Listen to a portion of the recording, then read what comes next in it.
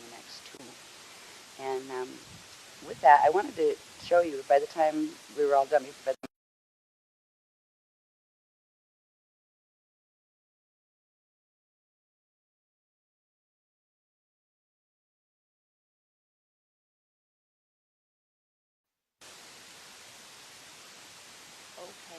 well, tonight's Shadra Shield projection is going to accomplish a few things. Before we go into it, into discussing the shield more, I'll just describe a bit about what they gave me this afternoon in pertaining to this. There's two levels of activations that were scheduled to start at other workshops. They're actually going to be compiled with the ones in this workshop. So we're getting an expedited activation set. So it's not just the things we were expecting to be activated during this workshop, but also what would have been on the next two. And with that, I wanted to show you, by the time we were all done, by the time I had this little bit of compiling information from various graphs from before that they wanted me to do, to be able to show you some of these things, I was hoping to come down and show a few graphs and start from there before we went into this. But there was no time. By the time you guys had got done what you were done, it was the same time I got done writing down the information myself, and it was time to get on buses and that kind of stuff. So it's all right. We can go over those as the beginning of when we start tomorrow evening at 9. But some of the things I would like you to just understand a bit of what we're going to be doing with the Shadra Shield.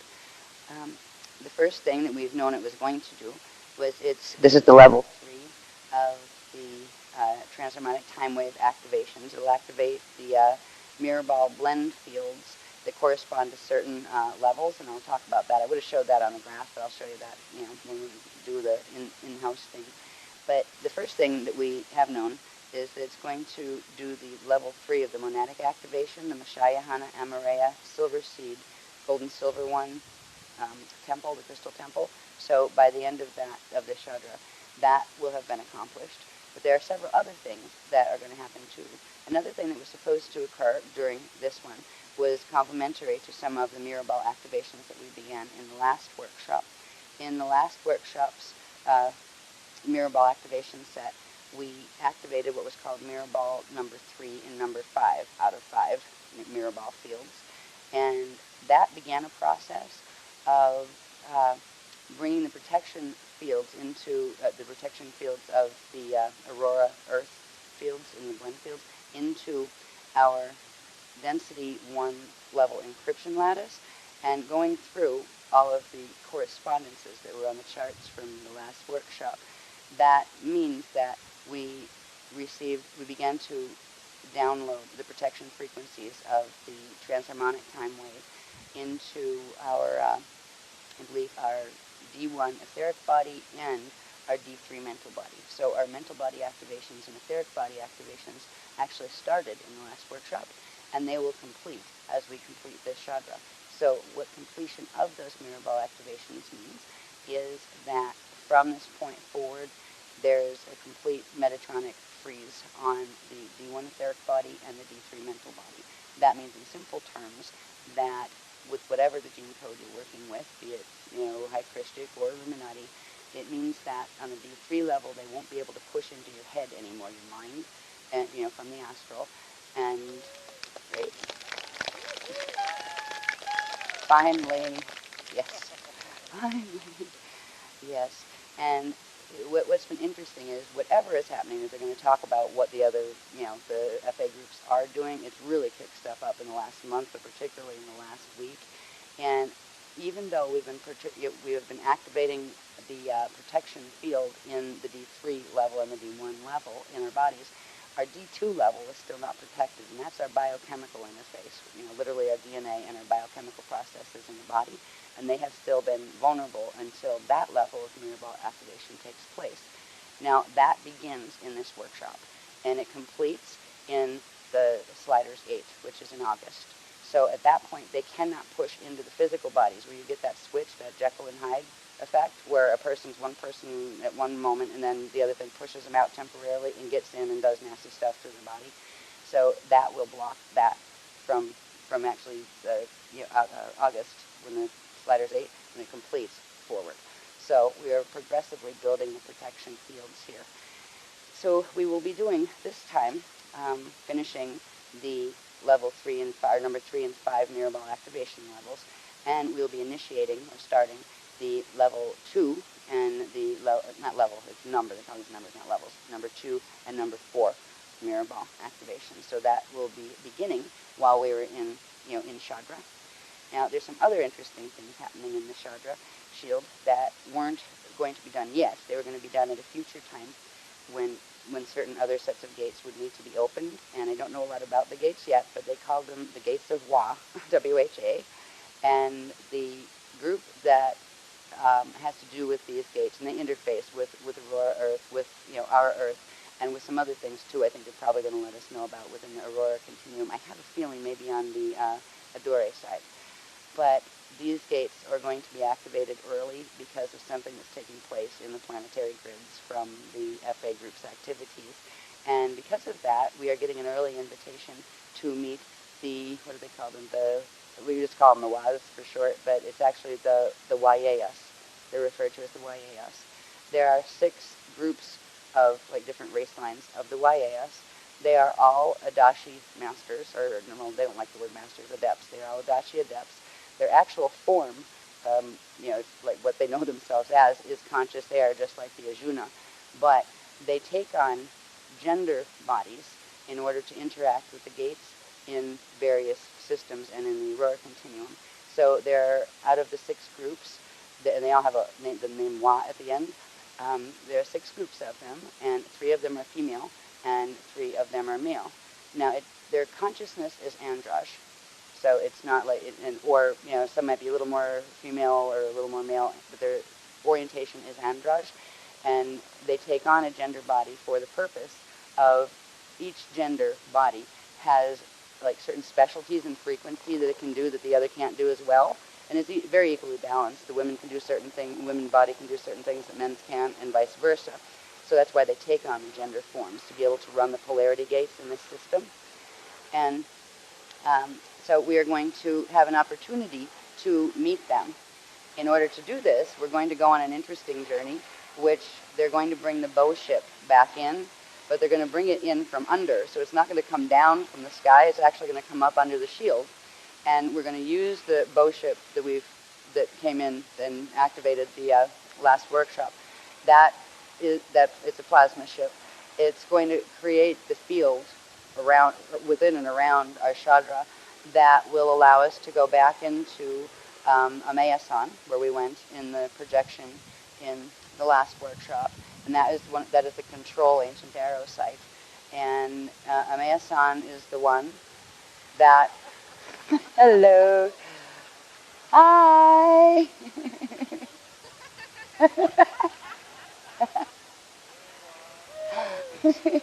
Oh boy. We have a permit. Anybody know how to say we have a permit in Morse code? Are they going to land on the beach and harass us?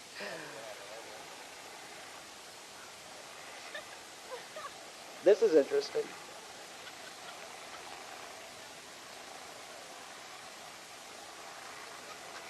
Hi. Good time to cough.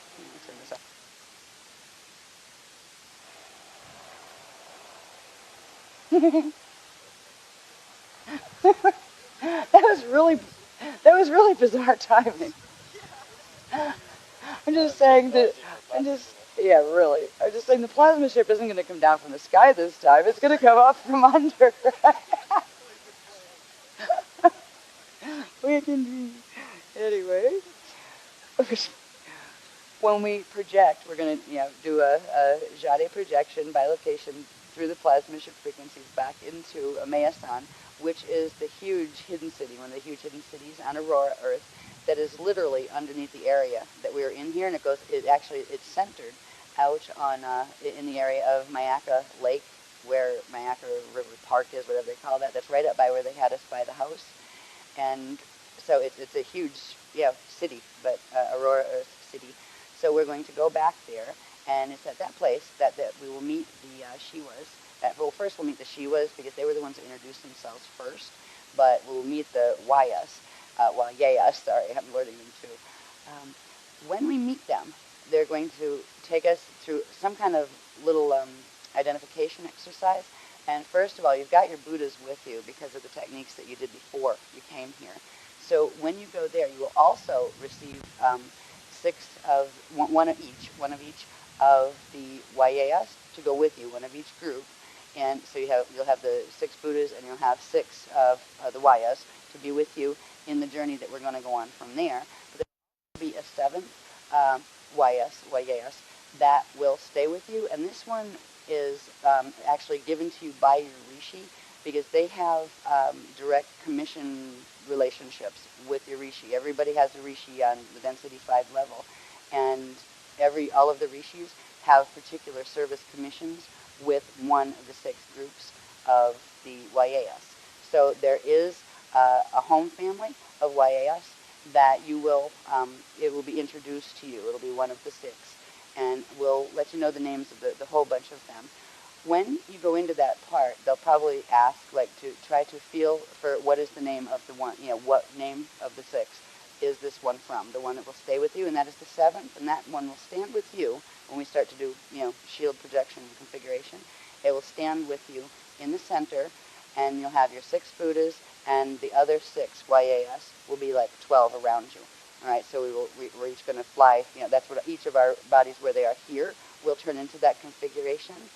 And then there's a couple other things they're going to have us do in general that have to do with activating the Mishayahana Amaraya temple that we were going to do anyway. But then they're going to take us, and they said, we'll tell you when we get there. In other words, they're going to run it live, and I won't see the wave. I'll see it unfold, and I'll narrate as we go. But we are going to go into the reservoirs, into the orb reservoirs that were opened last workshop in the Earth core, and we're going to do some kind of elemental command communion and work with the Asayas elemental orb force that is there, and then we are going to go visit the gushing hole in the center, or not the center, but in the Gulf of Mexico, and we are going to work with them, and they're going to just lead us of how to do this, to begin trying to, as they put it, coagulate some of the oil that is coming through there, coming up and out of there, to hopefully help to slow, but not tap so you don't build up too much pressure and create earthquakes elsewhere, but to slow that and to start stretching it out and stretching out the planetary axis-tonal lines, which are the magnetic lines. And then I do believe, I'm not sure if they're going to put that in this journey today or in some of the techniques that will be done after, when we start at 9 p.m. tomorrow night and go through into Monday morning. There's going to be another one. I've already seen what they want us to do, and I think they're going to start it tonight and probably amplify it tomorrow. But I think it's right at the end of the Shadra. They're going to have us come up out of the water around where that pipe is, and it doesn't matter. Like they didn't have us go, Google the location and all of that. We know there's a pipe gushing oil in the Gulf of Mexico, and just aim for that. So we'll get there. We'll come up around it and come up out of the water, and we're actually going to form both clockwise and counterclockwise spinning vortice around it, and try to start pulling it in so it stops going towards shores. And what we're going to try to do is also create a protection barrier for starting with Siesta Key and the Grual here, trying to push it back out to sea. And what they're really going to do is try to draw as much of it back into open outer water like that, and then start to try to break it up using the elemental orb force to come up and actually try to transmute some of it out of the water. And so they're going to guide us through some of that. I'm not sure how much of that we'll do tonight, but I do believe at the end of the Shadra, they will come with us, and they're going to hang out with us for, till the workshop is over. There's a whole bunch of them, Buddhas and the Wayas and all those, Wayayas, sorry. And I do believe right at the end, when it's time to break up the Shadra, they just want us, we don't have to do it all at once, but because if we'd be making a line from Bradenton all the way down to Naples or whatever, but to stand in the water just for a minute or two, not wet, not go swimming, because we're not allowed to swim at night, but just standing at the water's edge, with the feet, or the waves are, picking up frequency from your feet, and just, breathe a few, Christic breaths out to send more of the orb frequencies, the orb reservoir frequencies out directly. And it's literally going to form an energy barrier, a current, that kind of like a standing wave current that will try to move some of the currents, the ocean currents, gently enough that if that slick starts moving up this way, it will actually try to push it back in the direction of where they're trying to harness it, which is closer to the source of where it's erupting from. So that is the plan that they have in motion now. And that wasn't something that, was originally planned for this workshop, but because of the emergency that is occurring there and continues to spew thousands or millions of gallons a day into the Gulf, it's horrible. So this is our first live intervention posse, really, that we are doing something directly to try to affect in a positive way something, in like a natural disaster on the planet. It'll be the beginning of our training. And when we get into tomorrow's workshop, we will be doing things with learning about the mirrors and how to use them and how to begin using them for making communication connections in the event that things get really wacky and we can't communicate with each other on 3D. So there's a lot to learn in this workshop, but this is what we're going to do so far. And let me see. Oh, I'll give you the names of the YAS groups.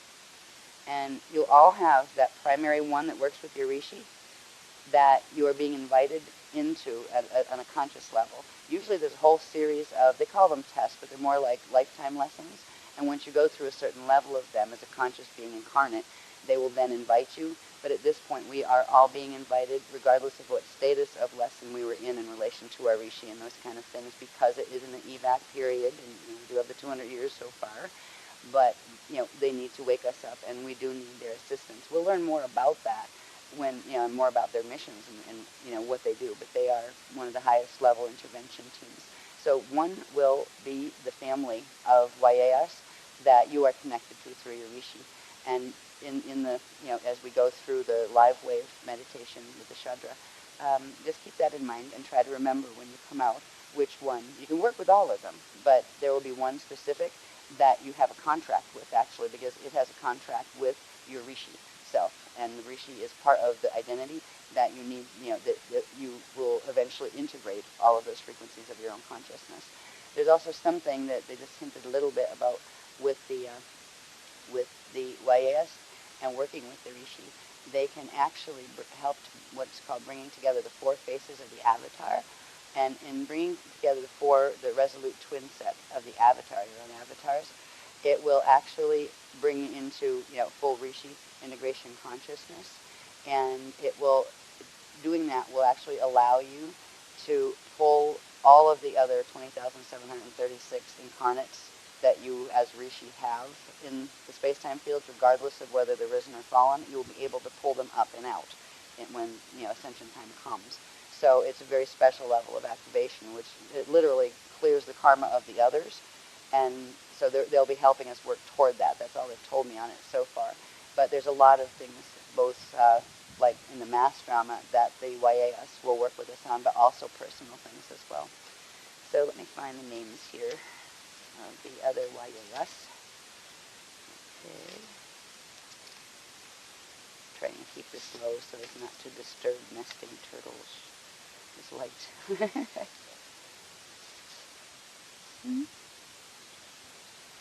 Yep. Okay. So the first one that the Mashayahana actually introduced me to them in a meditation about a month and a half, maybe 2 months ago.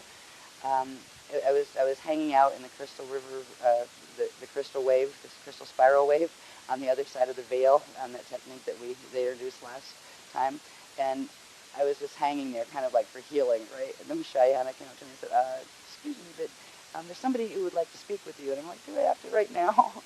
Please, just let me hang here and heal." And they said, "Well, it's kind of important." Okay, well, if it's important, here we go. So I went with them. Here we go. Where are you guys? Please now or what? Lights. Anyway, they introduced me to them. They said, and they were these really beautiful females. Most of them actually didn't have hair, but some of them did. And they were in various colors, and some of them were that very, very translucent white color where it's like they're not quite fully solid. And they introduced themselves as the Shiva. And I just felt an immediate kinship with the Shiva, like I'd known them forever. And they told me that a couple of people, including my daughter, one of my daughters, was actually an incarnate of them. So some people are actually incarnates right now of those groups, but they don't know it or remember, have it unconscious level. and some people are just moving into, being a part of those families. And that's when I met the Shiwa, and they've worked with me a little bit, and I had them on like File 13 for a while to make sure they checked out with every council in the Guardian Alliance and every council that I work with, right? Because I always football through that. They expect it too, just to make sure there's not some weird group coming in pretending something.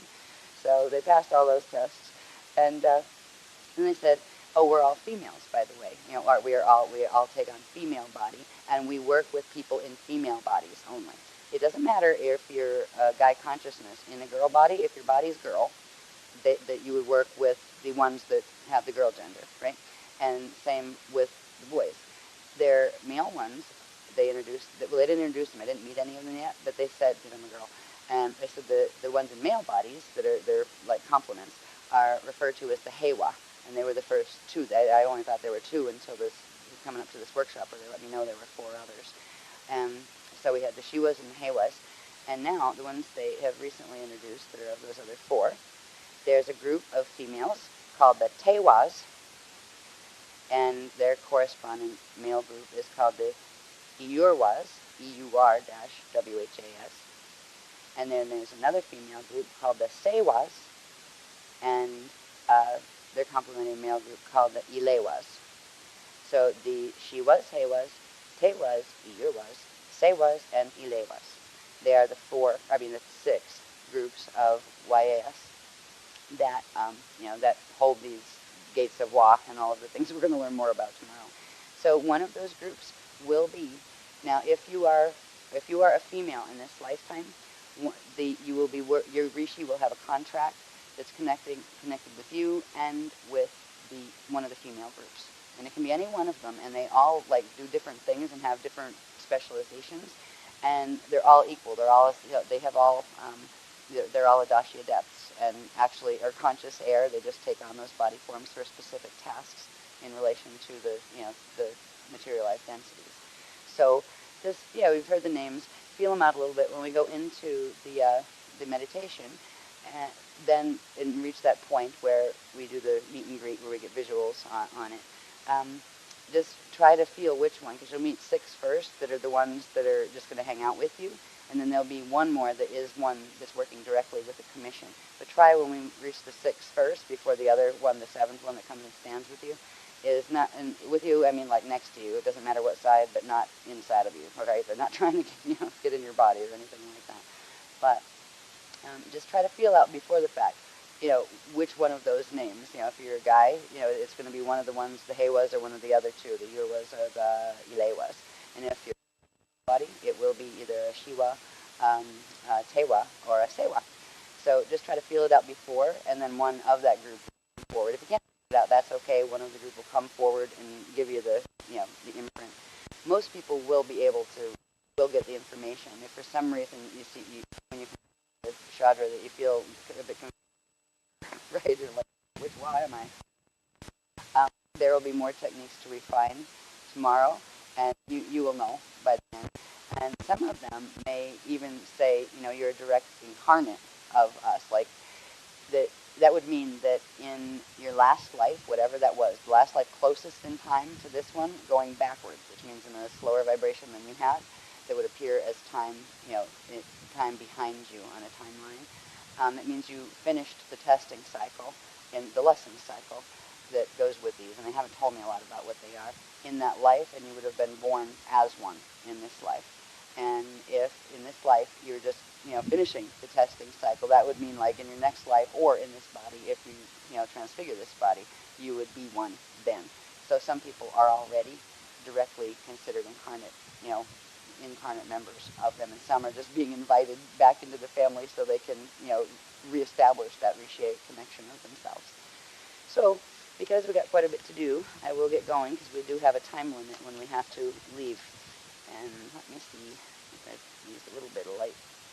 And then I think I'm going to just lay down and let it run because they'll show me it once I close my eyes. But I just have to there's like 3 or 4 points they wanted me to look at to remember what we're going to do.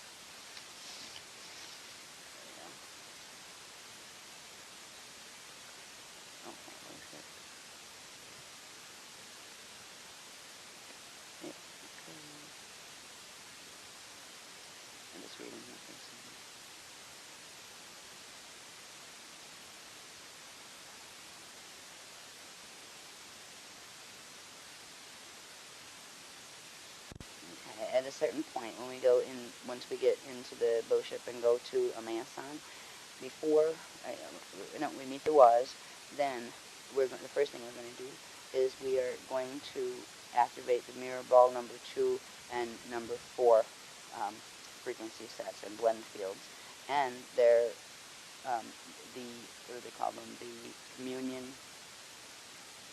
planes that go with them. So we will be activating those.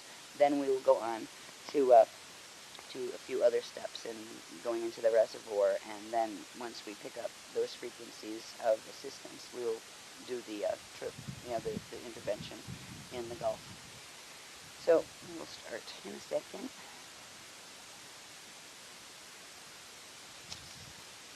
I just got to get myself laying down here for a second.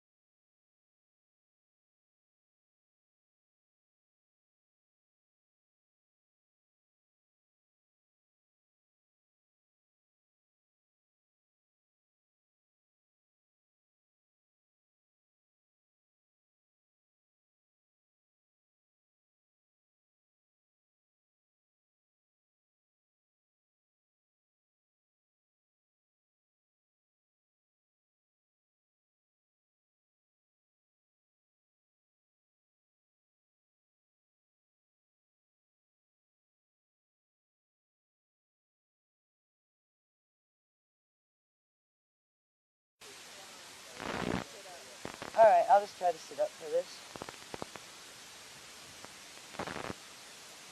Is that helping? Okay. All right, you didn't miss too much. We didn't get anywhere yet. We're just turning on the auricular circulation with the exhale down into the earth core orb reservoir, and then back up to the azure and hold for a moment. And then the 12th point exhale. And the orb flow goes out into your field, out into your spirit body, out into your life body, out into circulation. Just breathe gently for a few moments.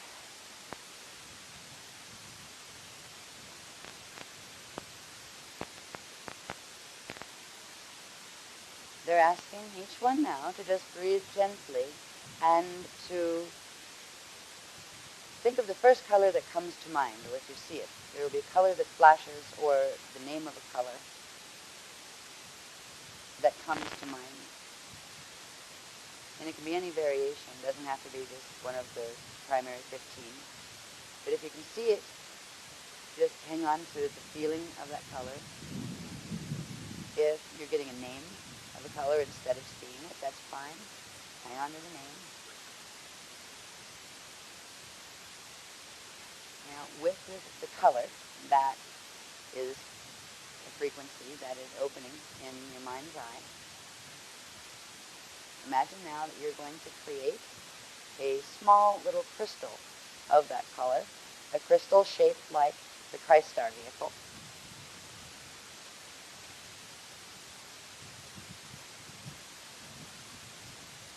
And in a moment, we are going to, all together, bring that little colored Christ Star vehicle crystal down on an exhale into Earth Core. And when they all go into the Earth Core orb reservoir, they will then shoot back up all at once into the plasma ship, because the plasma ship, the bow ship, that we raised in the last workshop is actually hanging out underneath right now in the frequency spaces of Aurora Earth. So when we drop our code crystals, let's just call them code crystals, our little colored price stars, down into the reservoir, and they'll pop back up. At that point, when they pop back up, it's going to be a call to the bow ship to rise. And it's going to start to rise, but it'll feel like it's from way down underneath us. Some people will feel this, some people won't. But there'll be like a vibration that's coming up, and it's much, much bigger than just the size of our Chandra, but our Chandra will be centered in the center of it. So it is a plasma ship, and it will come up. It may feel a bit like, almost like the ground goes a bit soft and gelatinous underneath you for a second or two as it's coming up. And it will come up and actually through us and hang. It will be like a big dome over us, but also under us. And that is creating a space in which, a transharmonic space, in which we can fly the shield together into, with a part of the plasma ship, will actually take us back in bilocation into Amayasan, which is east from here. It's up by where that state park is, Mayaka Valley State Park, and up by where we have our house. So they're going to take us into the main access area of the ancient aero control site that is up there that the ship is connected to. So call to mind the color that came to mind, and imagine the form of it as a three-dimensional little Christ-star vehicle, and then inhale upward into your pineal and into the image and hold for a moment.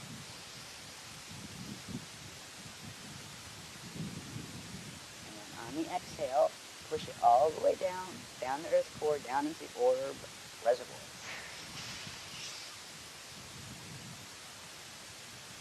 Hold at the bottom of the exhale for a moment. And then just breathe normally and easily. And in a moment, they will all trigger in like a little firework burst. They will shoot up into the plasma ship and call it into awakening. It's kind of an idle part at the moment. Alright, they're getting ready. So in a moment, I'm going to ask you to just inhale upward into the Azure and hold while it sparks. So when I say go, alright, 1, 2, 3. Alright, now. There it goes.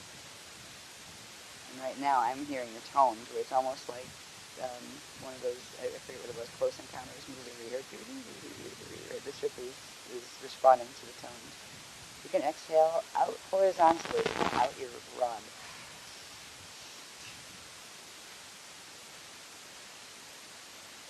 And then you can take one more breath into the Azure and hold. And again, we're going to exhale horizontally, but frontwards to backwards out your chamber.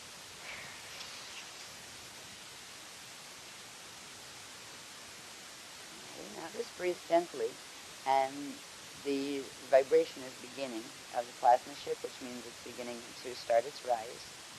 And as it does this, you may notice a sensation that your rod that's sticking out horizontally that would follow your arms and your chamber line that's sticking out front to back, they're starting to vibrate also. And in a moment, they're actually going to, both of them split, where you have part of each one going clockwise and part going counterclockwise, where they form like a spinning effect of, one going front back, one going side to side. But they each have a part of themselves that goes clockwise and counterclockwise. So it's going to form almost like what am I visualizing? Kind of like a fan blade around you, right? Where it's activating the interior set of portions of our Merkabah structure that we haven't even talked about yet, per se. So as the plasma ship rises, that's going to go faster and faster and faster.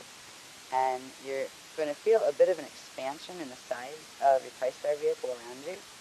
And it may even like pop out really, really far, where you can feel it like go out and touch the water or even further. And just let that be. Also try to sense underneath your body a bit of a gentle rumble that's coming up as the plasma ship is rising. It's not too far from reaching up, where it will press the surface and actually come through the sand and up over us. But its bottom, it's thick enough where its bottom will still be deep down into the mantle.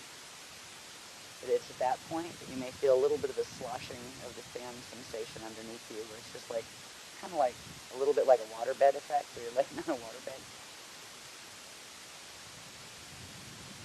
Okay, it's beginning to crest the sand.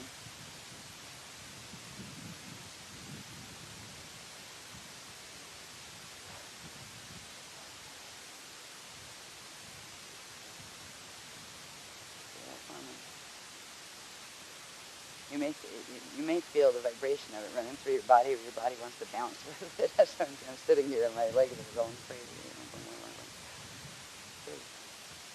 Okay. All right, now that seems to be easing as it's cresting, and it's actually going up now, and it's creating like a, not quite a spherical dome, but more like an oval dome, a large one that spans all across us.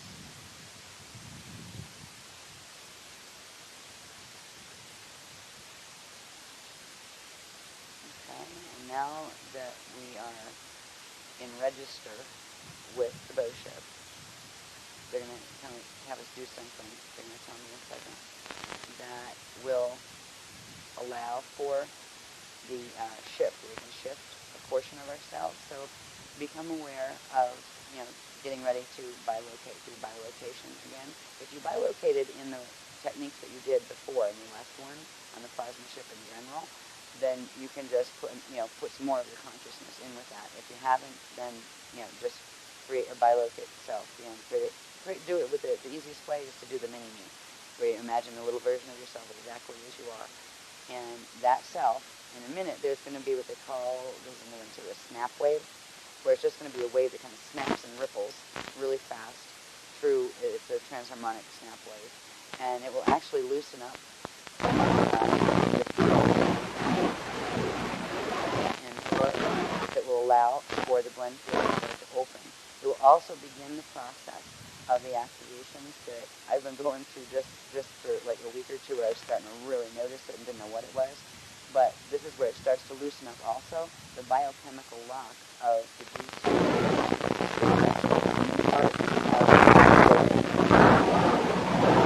well, and the mirror ball that goes with that. That's where you may start getting some of the shifting that I was telling you about, or even like the spinning or whatever. The reality picture seems to be a lot looser than it used to be, and those kind of things.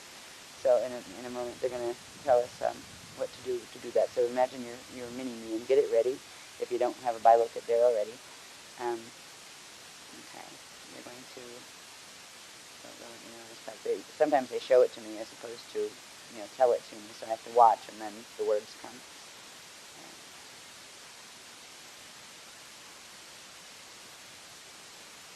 Okay, holding our mini-me in mind, or just holding our consciousness in mind, we're going to inhale into the azure, push forcefully upward as far as you can, just where it disappears, where energy disappears. And they're all going to hit the top of the bow ship and kind of arc together and form a big, sapphire blue, gorgeous starburst. It almost looks like a chandelier, a sapphire-colored chandelier hanging down from the inside of the top of the inside of the dome of the bow ship that's over us. Okay, just breathe naturally now.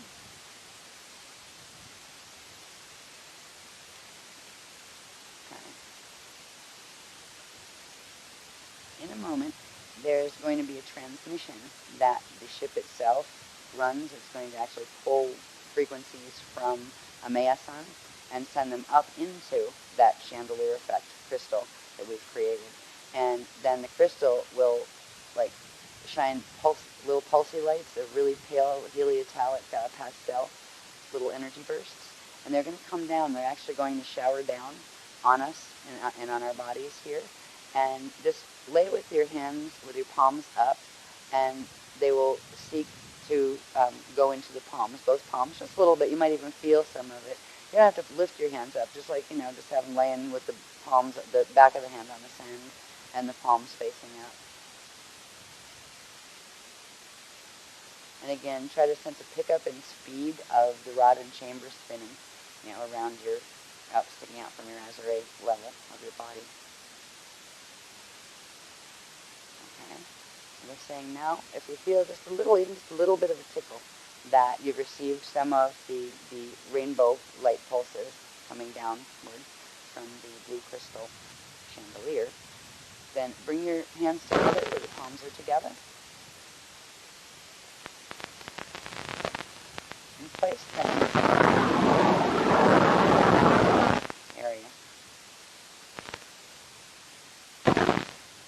And just try to sense that there's like a buzzing energy as the bits of the rainbow light in your palms actually start to interact with each other and make more and bounce more. Almost as if there's a rainbow star starting to pulse in your hands.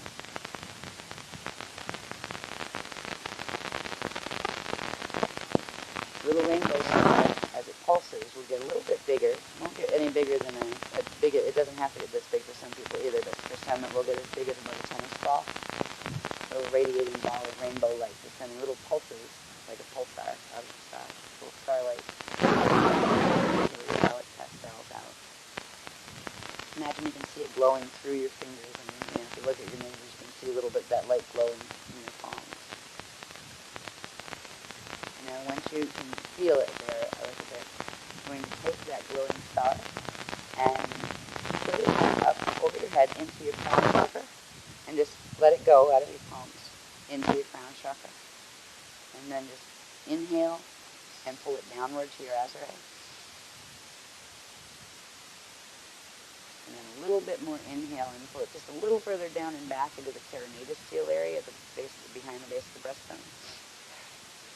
And exhale it there. Try to feel the ripple and tremor that will go up your back. It should go up your back and down. If it doesn't, it's all right, because some people will feel it instantly. Okay. And remember, you have a little mini-me in mind still, if you're going to, put more of the consciousness into the bioliquid state.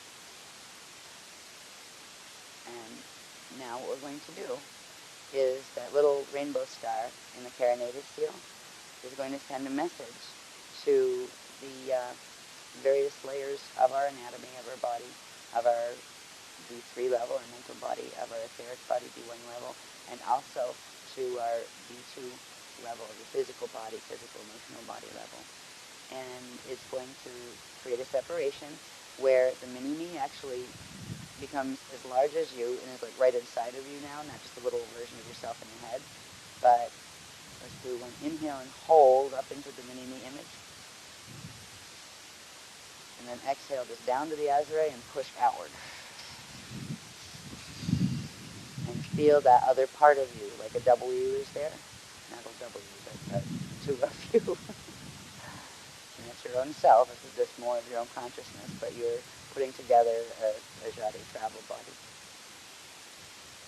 And now in a moment, the Meyasan groups, and which include the Arjuna, but also the ones who are going to meet the YAS, are going to transmit something to the plasma ship that will have it begin to rise with our Shadra, with the double part of ourself that we just created. So that part of our shield, that part of our Shadra, is going to split from this one, and it's going to go up into the air as one large disc. I was just going to put it in the air and get off. Sorry about that. So they'll let me know when they transmit the rise tone. I'm still getting that bug. The same bug right now. Okay. All right, they're getting ready to transmit.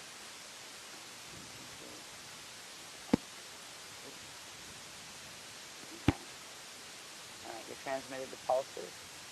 This is neat. I'm seeing like way deep down in like we're not really in the center part. We're in like the upper center part of this plasma ship. Because like way below it, still somewhere in the mantle, and even below that is where the perimeter of it is. So like it's almost like, reminds me of the engine room. This big, massive, gorgeous aqua and sapphire blue ball just turned on, like somebody fired up the engines or something. The plasma ship is going to transmit to us now certain sets of undulating tones You may or may not hear them, you may feel them instead, or you may start to see flickering colors on the inside of your eyelids or something like that. Depends. Everybody perceives it differently. Everything is differently. Okay, it's beginning to transmit.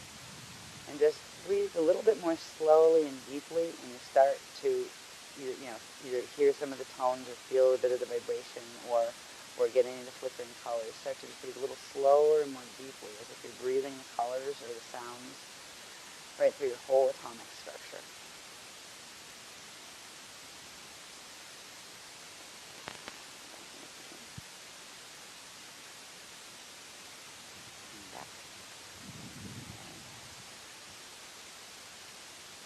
Try to feel like the rippling vibration of the tones moving through, almost like your atoms are starting to sing, like make that kind of like digital music where you can start to actually hear them and feel the vibration, as if they're starting to move and separate, and dance around a bit more.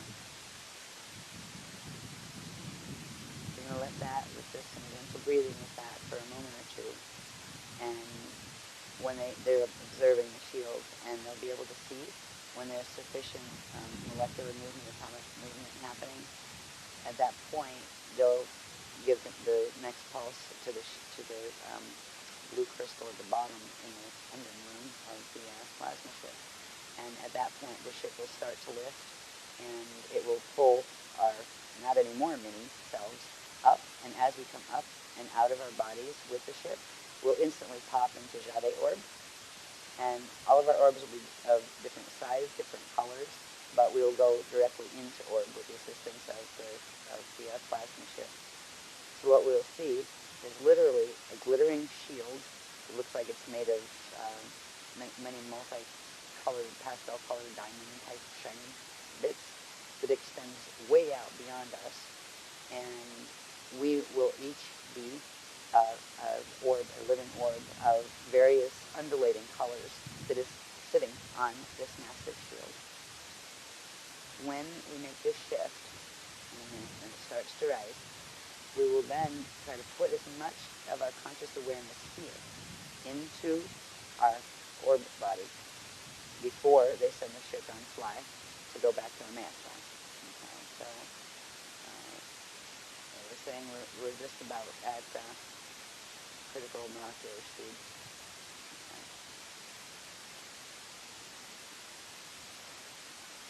Okay, so the last pulse to lift, and the plasma ship is lifting now. All right, so inhale, feel the body lifting out, the other body lifting out, and exhale up a little bit with the shield, and feel that body that you're lifting goes boink, right into orb. And it's still just hanging maybe 2 feet above us now. It's not up in the sky or anything yet. It's still in the plasma ship like we are. Try to sense yourself as your orb self, as your Jade self, there in your position in the shield. Try to sense the people around you too. Try to sense the whole shield and all of the Jade bodies that are sitting on it. Consciously inhale into your Azure and push out your pineal, actually, and push your consciousness, more of it, into the Jade body orb. Try to get to a point where you can actually feel your eyes in there, as if your orb now has eyes inside of it that can turn around in any direction and look out. So imagine now that you can see your eyes awake inside and open inside of your Jade orb. Just breathe gently and try to see out of the eyes of your Jade orb, which are your eyes in the Jade state frequency. It's alright if you can, just try to sense it. Okay. They're now going to raise the ship a bit more, and we're going to assist with simple inhale and exhale upward and push all at the same time and just lift. It'll take about 3 of those breaths, and we'll get it to where the entire ship rises. Actually, the rest of it comes up through us. We may feel the blue crystal, the big blue crystal in the bottom, pushing up, through the center of the shield here. And so, okay, it's starting to come.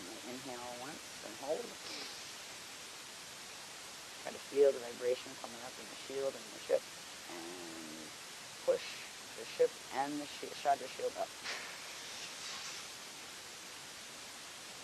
Hold at the bottom of the exhale for a moment. Then inhale again.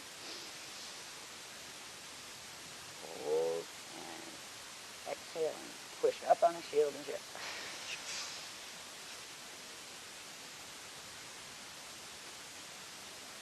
And one more time. Inhale. And exhale and push up on the ship and shield.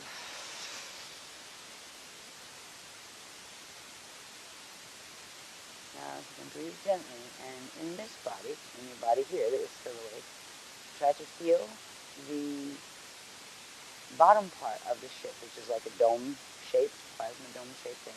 It's actually coming up and moving past us now. So our Jade shield and our Jade orb cells are now in the plasma ship that is just moving up, and it's going up, and it's way, whoa, it just jumped. It just went really fast, way up in the air, to where it's like the size of what we look at and see a star. Okay. Now it's way up over our heads right now, and they would like each of us to keep on the live awakening connection to our Jade self as best as we can. So we're saying we're going to send a cord from our pineal and our third eye, so we can keep our chakra 6, open here and there. We're going to inhale and send a cord up.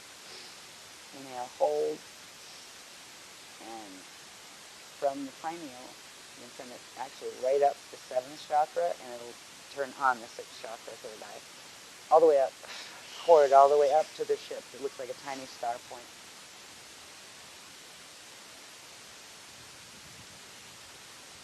Now we can just breathe gently for a moment, and in a moment it's just going to be like a hyper jump where the low ship with our Chandra shield is going to pop back into Amayasan. So that's known as her. It did. There we go. I'll jump on that one. Now in a moment it's going through actually a veil barrier and going into the crystal spiral stream. It's almost like it's going through a car wash. You can see the visual on it. And now it'll come out into the other side, into Amayasan on Aurora Earth. And it's pulling into it's just that large white greeting room that they have. I think of it, it's almost like an airport. I don't know what it is for sure. But it's at a temple. And that is where the ship with our bilocates is now. And in a moment, it's almost like it has to cool off or slow down to become more solid there. Okay? And it's doing that. And when it hits a certain point of solidification, our Jade selves will actually turn back into bodies just like us, but over there. So we'll have our bilocate bodies back, where they'll just pop in an out-of-orb state and back into actual physical form. Okay, that's going to happen in a minute. It hasn't happened yet. It's funny. It's like changing colors and getting more dense. Like they're letting me see the visual. When it reaches that densification point and we pop back into just our physical bodies over there, at that point we will have available to us the visuals that are occurring that our bilocate body is seeing. Not everybody gets visuals right away, and that's okay. And that's why they will lead us through the describing what we are seeing. Okay, they're just about to go now. Yeah, there it is, coming solid. Okay, right there, they just snapped, and everybody's like laying there. And it's funny because some people are like rubbing their eyes. It's really funny. Not here, but I can see the shield over there, and it's like almost as if maybe they went to sleep really quick when they went through the veil, and they're just waking back up. Okay. Now, interestingly, they're being spoken to already by somebody that you can't see yet, but that's coming into this area, and it's in where the shield is parked now, and the ship actually went completely translucent, so you can't see the ship anymore. So now you just see our shield with us laying our Shadra just like this, but in the middle of this huge white space with the big white arches that leads to like tunnels and different passageways. And somebody is speaking. I think actually the place is speaking because the crystal that it's made of is alive and conscious, and it's telepathing to us there, and it's telling that part of ourselves that it's okay, you can get up and stretch, but while we're supposed to stay down here, right? Our cells are getting up and standing at this point over there, and this is where we're going to get ready to meet the YAS groups. Okay, so imagine yourself there. Try to link with yourself there is what's actually occurring. Link with yourself there and feel yourself standing in the same position in Shield, but you're standing now. And try to sense the presence of still in orb form, your 6 Buddhas of your team around you. Just hanging around you. It doesn't matter if they're above your head or around your shoulders or wherever you feel most comfortable. But just sense them there, and they are there with you. And there's, as you can see in one of the tunnels, there's a group of people. I think the first one is actually an Ajuna again, just like when we went in the last time in the last workshop. The Ajuna will bring in the YAS to meet us. Seeing over, it's like to the left, to the right of where I am actually in the Shield, and they're chattering, actually using. They are using external language, but it's not. It sounds more like tones or singing actually, but it's actually the language they're using, and they're just communicating with this group. There's a group of 6, 1 representative of each of the YAS groups. And the rest of them are there, their collectives are there, but the Ajuna are first going to bring in the 6 representatives just to introduce the groups, and they're going to make this easy that they decided that they would just take on translucent light being form, so it completely transcends, gender or racial affiliations, or, well, not gender, but racial affiliations. They will have their gender affiliation, but they're actually presenting as none of them, the boys or the girls, have no hair. They're choosing to present themselves with no hair. There's something about the girls. It's a feel, like to tell the difference between the males and the females. Interesting. And I'm just seeing this. They're just showing this to me, so I'm letting you know what I see. Okay. They're going to, right, because they look so much the same. They're both very much like the Ajuna like to present. In fact, that's really what they're doing. They're taking on the image that the Ajuna like to use, which is the completely androgynous, light being that's almost like whitish, translucent skin that can change any color and any hue depending on what it feels and those kind of things. They're taking on that gender. They're also taking on more human-looking faces because they like to create as close a vibrational rapport with whoever it is they're communicating with and working with, because that just makes communication simpler and and easier. All right. The Ajuna is bringing out the first one to meet the Shield. Oh boy, they're coming in here too. All right, they're going to come in where? Center Shield. Okay, they said they're the first 6. When they bring them out in the bilocation station there and the Shield there, they'll actually be kind of like, I'm saying, in front of the Shield from where I'm sitting. So that would be kind of like to the east of where we are. So that's where they would be coming in a doorway over there.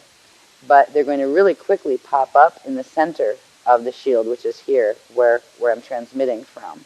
So they'll enter the doorway that's literally, there's an archway that's going to open outside of the Shadra here. That's over a bit east of me, which means toward the parking lot area and those buildings as opposed to toward the ocean or anything. So there's a doorway that's going to open there. You may see a little flash or like a movement of something moving, and then it will pop up right over here.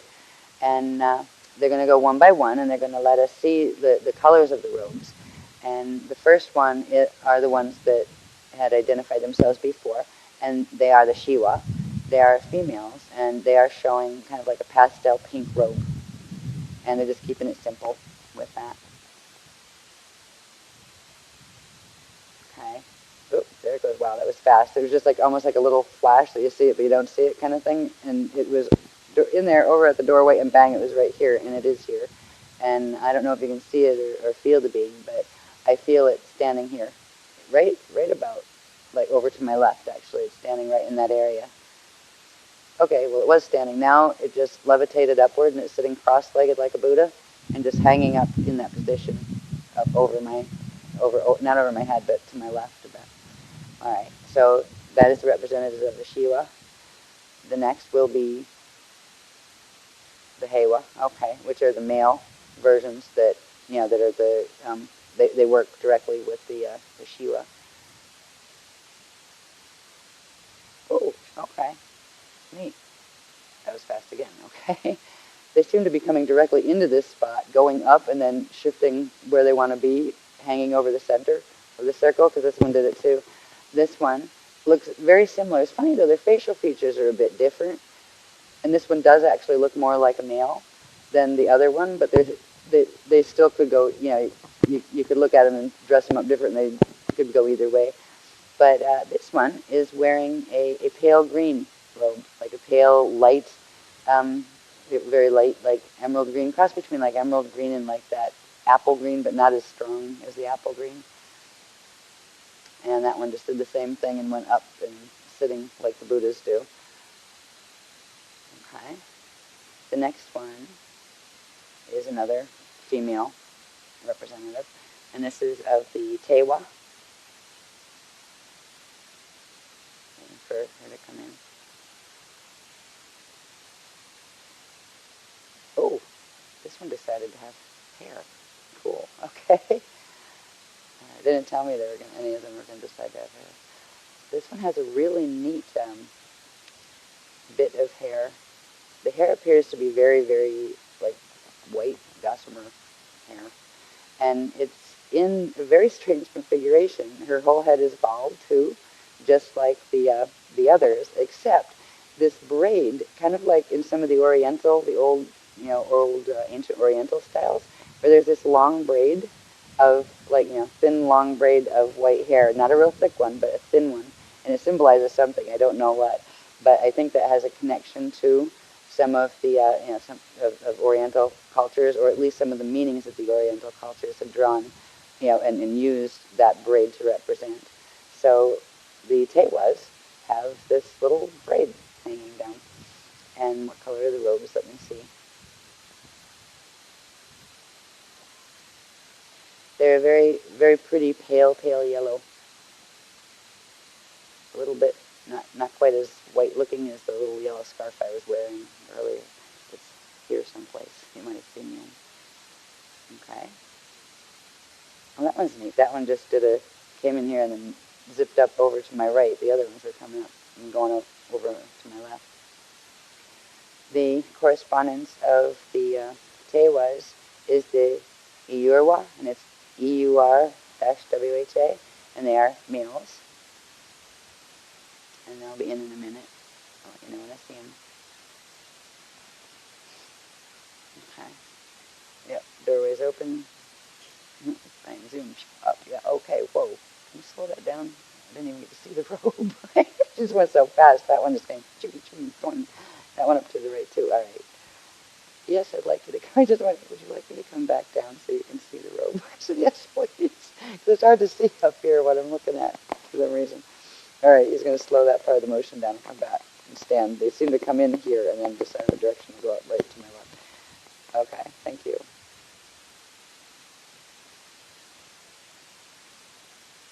Oh, okay. You decided on hair too. For some reason, these two guys like the hair, or guys and gals like the hair. This one has a little bit of hair too. Still has the very, very translucent, like powder white skin that can, turn any color depending on emotion. And it's got this little mohawk of hair, and it's very pretty red, like carrot top red hair, running just that right down the middle of his head. I had no idea they were going to do the hair thing. This is funny. The Shivas and the Hewas were bald. All right, let me see the robe. Let me see, focus.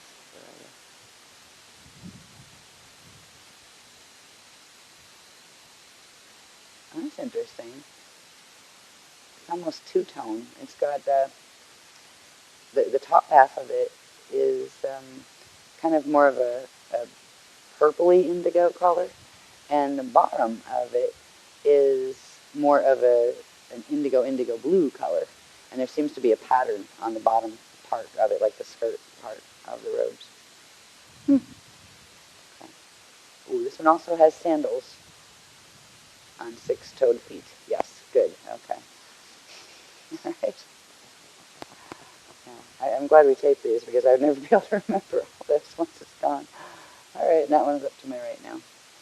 All right, the next one will be a female, and this will be representative of the Sewas.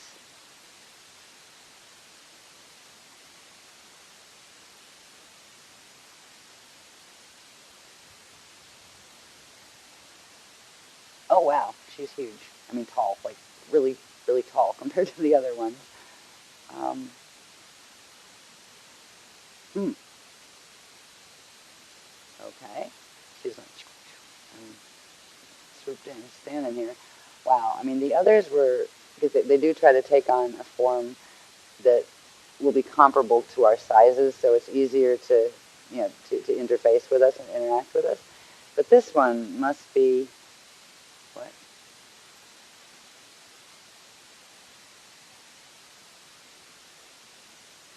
6 foot 11.5 inches tall. Okay, there we go. Where the others are kind of like some of them are maybe 5'7" to maybe 6 foot, that kind of stuff. Nobody has been doing the 12-foot things, but they could, but they don't because they're trying to keep proportionate to us. And this one has a whole head of hair. In fact, it has a whole head of long white hair, wavy long white hair, that goes down to about the hip bones, actually. Neat. And trying to see the robe color.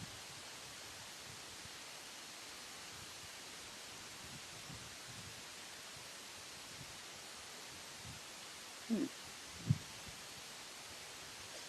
Interesting. It's it's a robe that reminds me more of a dress than a robe, actually, because it has like a skirt like dancers use that goes all the way down to the ankles, and if you pick it up, you can make the big fan with the skirt and stuff. She just did a kind of pirouette with the fan skirt thing, and it's kind of an interesting. All right, she's just the color of a sunset. It's kind of like it's not red and it's not orange. It's like that peachy, pinky sunset color, and it's a bit stronger color than the other colors we were seeing. All right, she's gone off and up, and one more is coming in.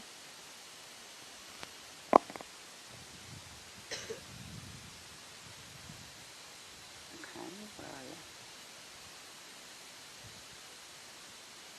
And this will be a male representative, and it will be Inilewa. Okay.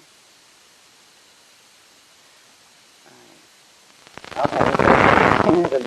Don't try to measure me. I'm 7'2". All right. So these two are a little bit bigger, in height than the others. I'm trying to size it up because I 7'2". Okay. I'll never remember how tall those people are. I'll have to get this in writing. Make a list. And let's see, what does he have hair?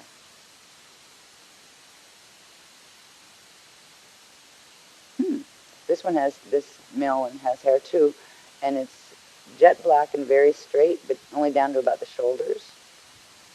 And it's very reminiscent. It's almost like that blue-black hair that you might see on Native American people or also Oriental people. It's that kind of color, just down to the shoulders. And it's very straight and shiny, and kind of it's shorter. It goes to the shoulder in the front, but kind of scoops down and curves down a bit, so it's a bit longer in the back. So it's that shape. And oh, okay. This one is not wearing a robe either. He's wearing kind of a little skirt that's reminiscent of the Roman type periods, but it's not affiliated with Rome at all. But it's more of a skirt. It is that I think of it as a kilt. Okay. And there's a lot of cultures that still wear kilts and things as tribal symbols. They're part of their heritage. And their culture. But this one isn't plaid like kilts are. It's interesting. It's kind of like striped in various. I'm seeing blue, purple, white, and gold. Kind of not straight stripes running diagonal, but they kind of curve around it. Interesting. And it has a goldy colored waistband.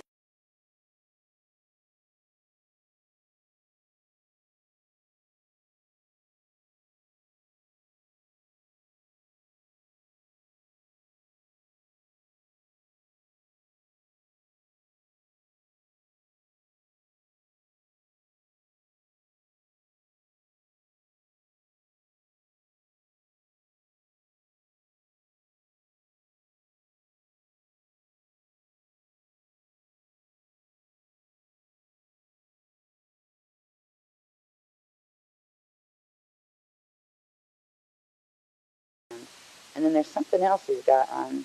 I'm trying to see if it's a shirt, but it's not a. It's only covering part of it.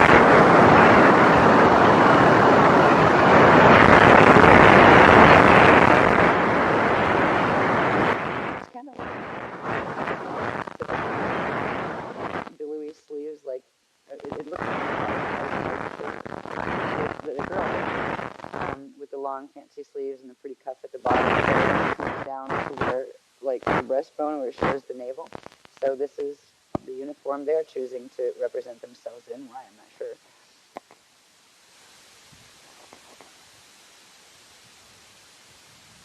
Okay, so that's the 6 of them introducing. I'm not even going to try as I narrate this because I have to really look to see them, and because we need to get through the rest of it when we do the meetings and stuff. I'm just going to use the names, so I'm not going to say remember that we're in this and that kind of stuff. That we'll eventually make a chart that just like we did for the Buddhas and things. Okay, so they've got the representatives there. Now try to bring our attention to ourselves that are standing in our positions in the shields there in Amayasan. Try to feel yourself standing there. And they're going to come in as a group of 6 light balls, one of each of them. And I imagine the colors of the light balls will correspond with the robes. But I'm not sure what they're going to do with the kilt, honestly. Like it's striped. It's got lots of colors. So maybe you'll have a striped orb that will represent the Ilewa. And remember, the ones that you will get one of each to come with you as part of the team for this work tonight, and they will work with you on other things. But there will be one of the same gender as your body that will stay with you as the one that is connected directly with your Rishi. So they're coming in, and this is neat. It's like a little org fest coming through the arched doorways. And they're coming in now, and they're kind of circling over the top of the shield there. And here. Okay, they're doing it here too. Cool. And they're coming in about the size of tennis balls, actually, bearing the colors of the robes. And you can see eyes in them. Oh, this is neat. There we go with the eyes again, the eyes in the orbs. I can't wait till people start getting pictures of the eyes in the orbs. Okay. They're coming down now, and each person will get a set of 6 of them first. All right, so try to feel them because they're actually coming there and they're bilocating here. So they're actually going to come down and kind of like hang out over, like in a circle over your body while you're here too.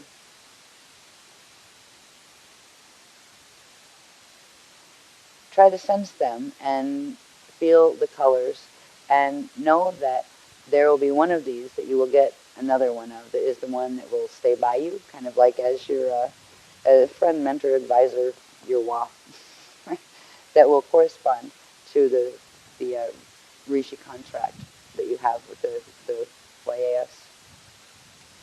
Try to sense which one it is before it comes in. Just by remembering, you can remember the names. Is it a Shiva with a pink robe? Is it the Hewa with the light green robe? Is it the Tewa with the, what does it have, yellow, I believe? The yellow robes? Is it the Wa with the, what did they have? Do you remember? Were they green? Don't worry about the colors. I will have to go through these and make a list where when we do more of these type of techniques. Anyway, we'll just do them by name. Is it a Shiwa, which is female? Is it a Hewa, which is male? Is it a Tewa, which is female? Is it a Iuwa, which is male? Is it a Sewa, which is female? Or is it an Ilewa, which is male? And again, if you are male, you will get one of the male ones that will be where your Rishi contract lies. And if you're female, you will get a female one that is where your Rishi contract lies. So if you can sense them, which one it is, that's good, because you will actually have the coding of this group in your body in this lifetime. It will be a dormant code that it would only come into activation under certain periods. It would actually only come into activation once the certain sets of lessons in many lifetimes were learned, and then it would come into activation to take you the rest of the way, with ascension. But because we're all on the fast track here because of the loadout and all of that, it will activate in your body with your renewed connection with the, your Wa family. So it is family. It's not just, helpers. These are direct family lines that you're connected with. Okay. All right, now there's another collective of them, one for each person, that is collecting in the shield, in the Bilokit shield, collecting up above the group, and there's corresponding action taking place here. And they're actually going up above the ones the 6 that first came in to identify. Those 6 are going to leave. They're actually like the first 6 that came in to show as representatives of the group. They're kind of like, advisor levels to the other ones, and they don't come in directly, but you can interact with those sometimes. But they're going into orb right now, I'm watching, and a whole bunch of the Was are coming in orb up above us as well. And now the one that will be the 7th one that will stand with you in shield will come down, and it's going to it's going to come down on your right side, and it will come down and kind of like hang out by your right elbow area or your right hand area. It won't be on your hand, it'll just be hanging out by you on this body as well.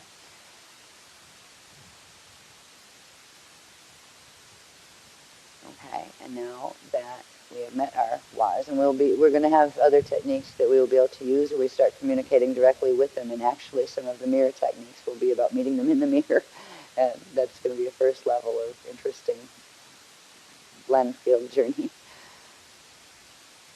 Okay. All right, now they're getting ready because they would like to take us through the rest of the activations. This is where we're going into the planetary missions that we have to do here. And the group of 6 of the Was that are just going to hang out and help with this particular mission. They'll also help you with other things, but they're not going to stay with you all the time, where they're like kind of like angel on your shoulder kind of thing. You have to call them like they do the Buddhas.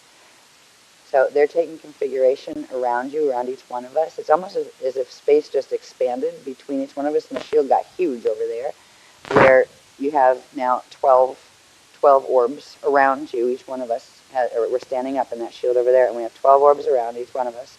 And then there is the one Wa that will stand right next to us in full form, not in orb form yet. Try to sense the feeling of their Bilokit configuration, where you literally have a circle of 12 orbs kind of hanging over your body right now, centered over your body. And there is one kind of floating in the air above you. That one, if you were standing up, it would be standing next to you. And that one is still in its body form as opposed to orb form.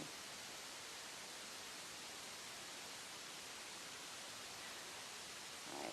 In a moment, they're going to have us go back into shield and into orb form, and we're going to fly the shield with the bow ship. And we're first going to they're going to do something. They're going to show me as we travel, and what it will do first as we move the shield and the bow ship. It will first activate the number 2 and number 4 mirror ball fields in the planetary grids and our own personal grids. And that will pop into activation the third level of the monadic temples, the Mashayahana Amaraya temple. And when that part occurs, you may feel a big pop and ripple because that temple will grow here. It will just like pop. And then we have the big Amaraya, Mashayahana Amaraya temple literally right here, and that will be permanent. And it'll reach its snap speed, which I'd have to go back and look at it. I think it's 7 something, 7 with 3 numbers after it. It's very fast. Right? So they're showing me that as the next stage. And from there, we'll be going to the orb reservoirs. We'll be flying a shield to the orb reservoirs. So we're still all standing there with our friends, our Wa next to us, and with our Buddhas and the other Was and orb around us over there. And now in ourselves over there, we're all going to pull back down into orb form, including the one standing next to us and ourselves. So we're going back into orb form in our shield. And now our whole shadow shield over there looks like we're on this one where there's every body, every person has a spot in the shield where there's a body here, is what I'm trying to say, where there's a body here. Over there, you actually have a set of 12 orbs with 2 in the middle, all right? 1 being you and 1 being your Wa, and the others being 6 Buddhas and 6 visiting Wa, right? So it looks like a crystal shield with many glowing orbs with eyes in them. All right, now they're going to, all right, they're transmitting again. The Arjuna are actually transmitting, so they're going to pop the ship up again, and the ship's going to actually come up over there first, where that part of our shield goes into both ship. All right, they just did that, and in a second, they said it's just going to be a really quick flash, and they're going to ask us to inhale, and they'll help it draw it faster, and it's literally going to pull up and again pull up and up from underground and come up through us again, and then go right up into the air. Okay, so they're going to ask us 1, 2, and 3. Inhale and hold, please. All right. And when it pops up through the ground, we'll exhale and push the breath down, which will send the ship up. And, okay, exhale. There we go. Good, okay.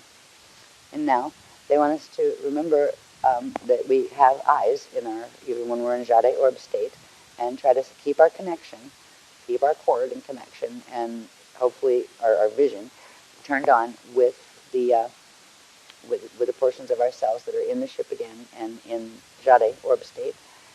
And we're now going to, the ship is actually going to dive. Oh, cool.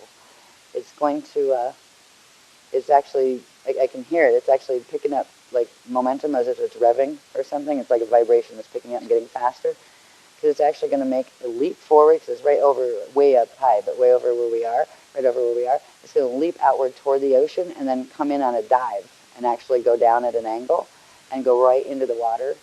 And it's going to literally create whatever angle it's going to use. It's going to angle right into somewhere that's near where the oil is spouting out from the hole. And they're going to go, all right, they're asking us to inhale and hold. And on the exhale, they're going to spurt forward and then real fast spurt forward way away from where we are and dive down. And exhale. And there it goes. And it's going down, they said, within about 10 miles of where the oil is erupting. And they're going to go down, and they're doing the hyperdimensional thing where they're literally going through the Earth's crust and down into Earth core and into the Aseus orb reservoir. So the next place, when we open shield, we'll find ourselves is in the orb reservoir, in ship. And the ship will go translucent, where you can see through it, but it's still like a protective bubble around us, so we're not like floating away amongst the orbs. And it's kind of wet down there. I can already feel it's like being underground. It's like almost like jelly orbs. They feel kind of wet. These are the Abeus orbs. Okay, they're asking us to inhale and hold. Exhale. And at that exhale, they just enter the orb reservoir and pop the ship open. So here we are again standing, where we have our little orbs around us. We're standing in the middle, and we have our Wa standing with us. So we're in body form opened again there. Now over here, we're going to be doing something. They're going to show me in a minute. Something that needs to be done.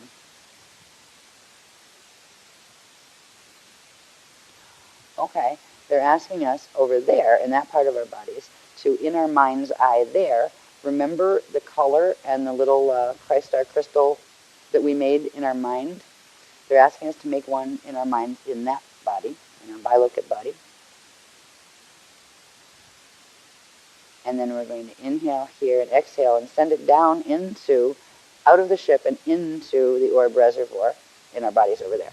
So, inhale and exhale. Down. Oh, neat. That kind of set out this neat communication where it's all like digital, where the orbs in the reservoir are all talking around the ship, and the ship is kind of like this translucent bubble that we're hanging in, like oval bubble, that we're all, our shield is hanging in, and we're standing in the middle of our, our spots in our shield.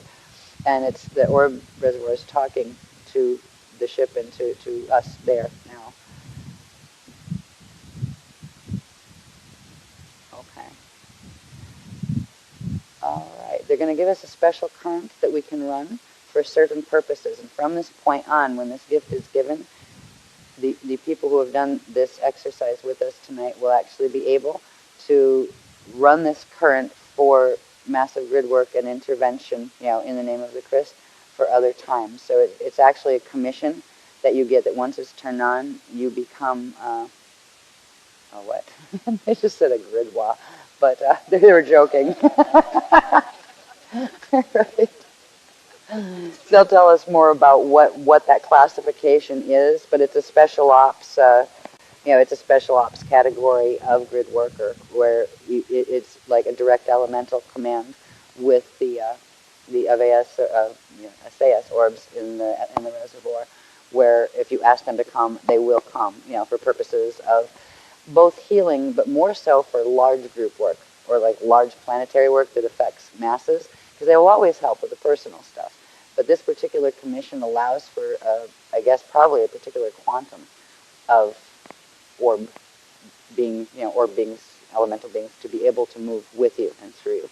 So, for large things, we will be able to eventually do interventions when there's earthquakes and those kind of things, and actually open doorways, and when there's a lot of people who go out, die on a mass thing or something, we can help them get their spirits out and get them where they belong and those kind of things.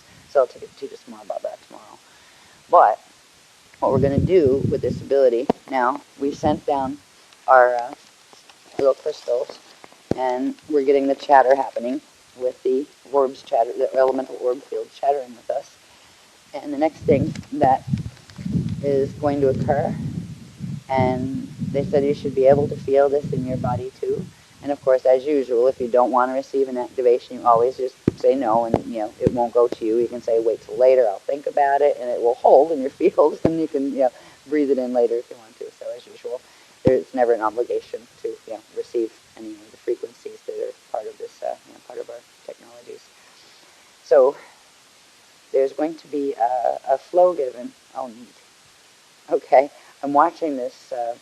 These millions of orbs all around this translucent ship that we're standing inside of, and they're all starting to just go less solid and turn more into light and flash and pulse.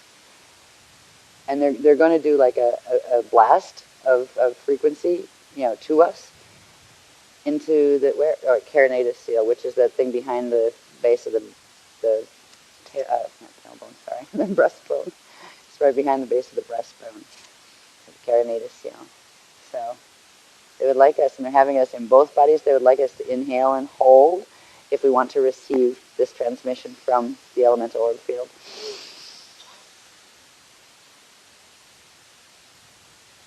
And when we exhale, they will send the transmission, and you should feel almost like a pop and then a flood of warm, cuddly feeling running all through your body from the carinatus seal. And exhale. And that sends the these like, and then it comes from our bilocate into our body. try to feel the warm orb flow. It will be a current that simply stays on. It won't be too much in your body, but the more you actually give out, like transmit out of yourself, out through your hands, your chakras, etc., the more it will draw in. So it will always hold an even quantum in your body. It will also help. You can also ask it when it's not, you're not engaging it for busy work on larger levels, to assist in your personal healing and, for physical body, mental body, emotional body type things for personal as well. So you have this amplified orb flow access now, and once it's done, that is permanent. That can't be shut down. So it's just a much larger activation than the one we've done before, where we just got to use and interact with these energies. So now that we have this flow, they're going to have us fly the shield. We're going to go back into our orb state in our bilookit bodies and back into the ship. Okay, we're back in our orbs with eyes. And oh, neat. Okay, now it's actually the Ajuna that are remote driving the ship from back in the big white room at Amaya-san. All right, it's going to come back up out of the Earth core reservoir and shoot back up and up through the crust, up through the ocean, and angle up where it comes up directly in the sky, way over the top of, right over where this oil is spewing from, from the Gulf of, in the center, or not the center, but in the Gulf of Mexico. So it's going to go right over where the pipe is, where the main break is. Okay, let's inhale, and when we exhale, it'll actually go real fast, all in one motion. Okay. All right, now try to imagine that you can see from the eyes of your orb self that are now in that ship, hanging over this spewing mess that's way down on the ocean floor in that particular area of the Gulf. Oh, cool. What we're going to do is inhale. When we exhale, we're actually going to spread into, take our consciousness all together, and we still have our own, orb integrity, but we're going to multiply it. This is where the orb, the extra orb current that we were just given the ability to run, comes in, and we're going to make billions and billions and billions, a circle of billions and billions and billions of little glowing orbs in the sky, right up above it, and we're going to start to spin half of them clockwise and half counterclockwise, and we're going to make a big vortex that's going to start to call in and try to draw back some of the energy that's spreading outward, or not energy, but oil that's spreading outward.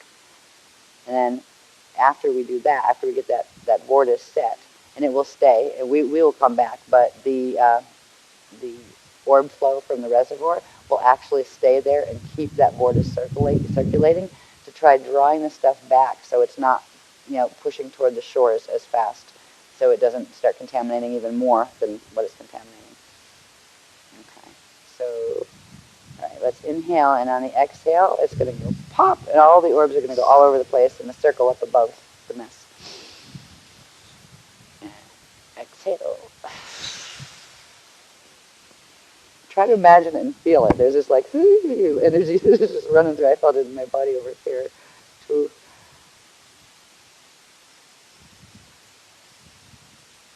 And they're going super, super, super fast, where they're almost going to become invisible. They're moving so fast. And right now, we're actually spinning around with them. Our shield is spinning at the speed that the orb flows are going clockwise and counterclockwise right over this thing, but way up in the sky. And it's creating literally an air vortex that's going down into, and it's meant to affect the water, starting with the surface and moving downward and starting to make a spin current. I think it's on the etheric level and the D3 atmic level is what I think it is, but I wouldn't be surprised if at some point something like that starts, actually materializing on the D2 level. But it's meant to create the fields that will help to pull that oil back toward where it's spewing from. And then there's one more thing they're going to ask us to do in this particular Shudra, and that is, now that we've got that border set, we're going to, and it's kind of like just building spin, we're going to do a coagulation field, is what they're calling it, where we're going to pull ourselves out of the spinning orb thing. We're going to actually lift our shield up above where the spinning elemental orb vortice is now. So an inhale, we'll hold. And the exhale, we'll push our shield over there, up, out of the orb flow. Orb flow keeps going. And now we're going to actually fold, the ship is going to fold up. Gosh, this looks like origami.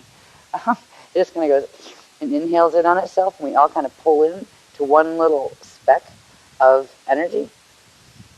So we're going to, they're showing me what it's going to do, and we'll do it with the breath again, the movement. So we'll inhale and fold in.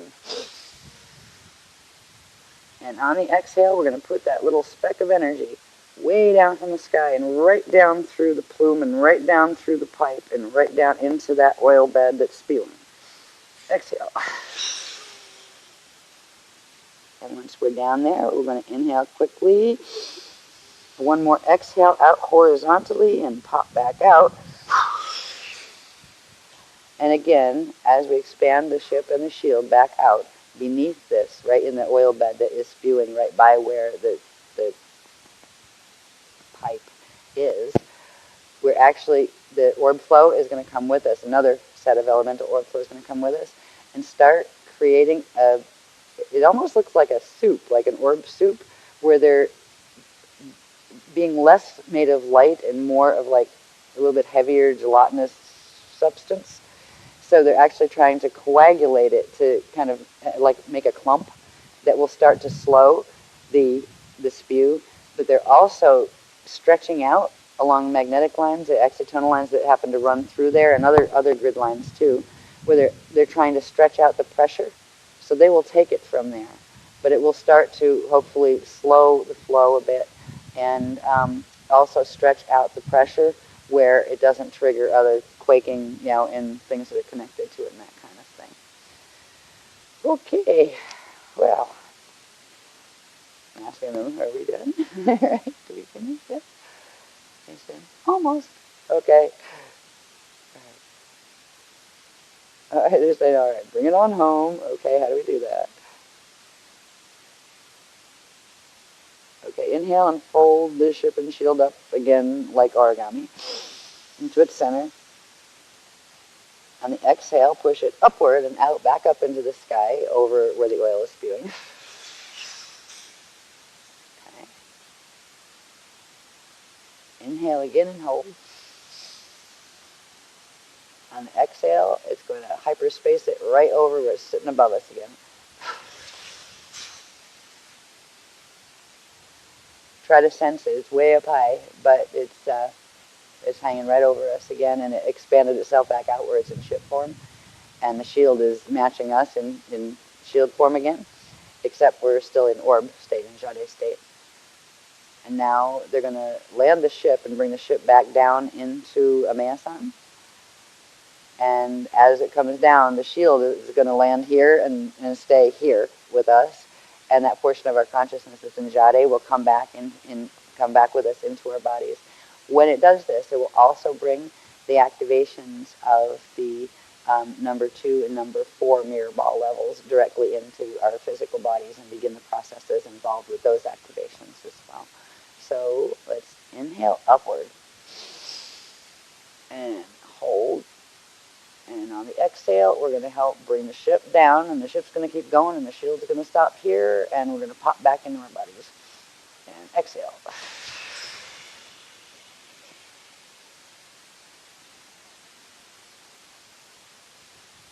Sense your orb self popping back in, and you've got all of your consciousness back. But also sense something that right now will be hanging out in the mentor space over your right shoulder area. But you may find it walking around you, walking behind you, standing in front of you, talking to you, until we are taught the first level of the using mirrors to talk with them techniques. And eventually you will be able to actually, see them with your physical eyes in the mirror. All right? So they're actually with you in your field. And just like you can see your face in a mirror, there's a certain level of activation and certain techniques. But we have to first code the mirrors and make them safe. For tonight, when we go back, we can start a little gentle mirror play by, you can take both palms and put it on the mirror, like in your bathroom or whatever. And the Beloveds will help this. They will secure the site so nothing else can mess with it, because there's a bit more advanced techniques that, before you really start playing with mirror games. But you just take those palms, put it on the mirror, inhale, and do 6 exhale breaths, and that set of currents, those amplified, let's just call them Wa currents for now, that are the amplified quantum of the reservoir currents from the orb reservoir, blow them right into the mirror. And imagine they go right into the surface of the glass, but there's like this place between where the front of the glass is and the back that you don't see is, and it actually creates this film, this amazing kind of thin gel film of elemental orb energy. And this will bring in, they'll actually show us tomorrow how to, once we have that orb film there, we will be able to stick onto the other side of it the frequencies from Aurora Earth to create a veil, just like the one we've done in the exercise where we walk through the veil that we project in front of us, and we will be able to create the veil in the mirror.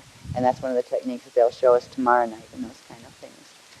So we're back home, and the Gulf of Mexico thanks you, I'm sure, and the Beloveds thank you, and the Earth does thank us for all of the help that we have always tried to give with our love and our prayers and our meditations. For those who want to, and not everybody has to, if you're cold and stuff and don't feel like it, you don't have to do it. But if anybody wants to, just really briefly, because I don't know how late it is, but we're just about 5 minutes beyond permit time. So this is not time to slosh and like commune with the with the ocean. You have all day to do that tomorrow if you want to, right? Okay, we should be off the beach in 10 minutes, but even just if a couple people go down and just stick your toesies in the water, right? Just exhale. Breathe in, exhale, just 3 times, and just send some more of that awesome, let's call it Wa current, down. Okay, and thank you guys, and we'll see you back at the buses, and tomorrow we will see you at 9 p.m. because we're going to be working all day on the program. I hope you've enjoyed this, and I'm so glad you've been here with us. Thank you very, very much. Might want to try for orb pictures. I don't know if they're out now. They were out before, though. Thank you so much. That was awesome.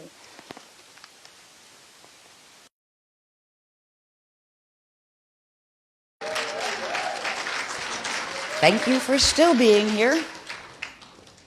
And thank you for your patience. This happened last workshop, too. We had a breakfast workshop the last time. And at least that time, I had a clue of what some of it was about, because they gave us a little head start. This one was completely on security clearance. Part of the reason that some of this material can't even be given until the shield is assembled, when all of you come and we are all in shield together, it is because each of you bring a unique set of codes and frequencies that actually allows for the data stream to fill out large enough to bring in some of the transmissions from very high levels. And this one takes the cake so far as high levels. These are levels I didn't even know existed, that we're going to get a crash course in the WAs and what they are and why they're important. Basically, before we leave this morning, we will run through a several-part technique, which you will also have, thanks to Ason typesetting it a mile a minute as fast as he could, in a chart pack. You'll have a 21-page chart pack, as long as Kinko's doesn't fail us. Right? It's out there now. And the most important thing in that chart pack will be the several-part technique that you can use at home, but we will also run here, as 3 major activation sets are going to come through that have to do with the 3 expedited events that were supposed to take place between now and FOL 11, January of 2011. There are certain things that have occurred in the grids that require this expedition of frequencies in order to continue holding the host. It's almost as if they've said this to me, that the activations that are coming in now, depending on what the other set does, the fall side does, will either make us or break us as far as the CRIST mission goes. If it makes it, it will give a huge frequency advancement for moving through the N2012 period and on further with the host. But if something goes wrong in the grids because of what the FA side is doing, it will go bad very quickly. And what they will do in that case is they're going to teach us the beginnings now of what they were going to wait till 2011 to teach us.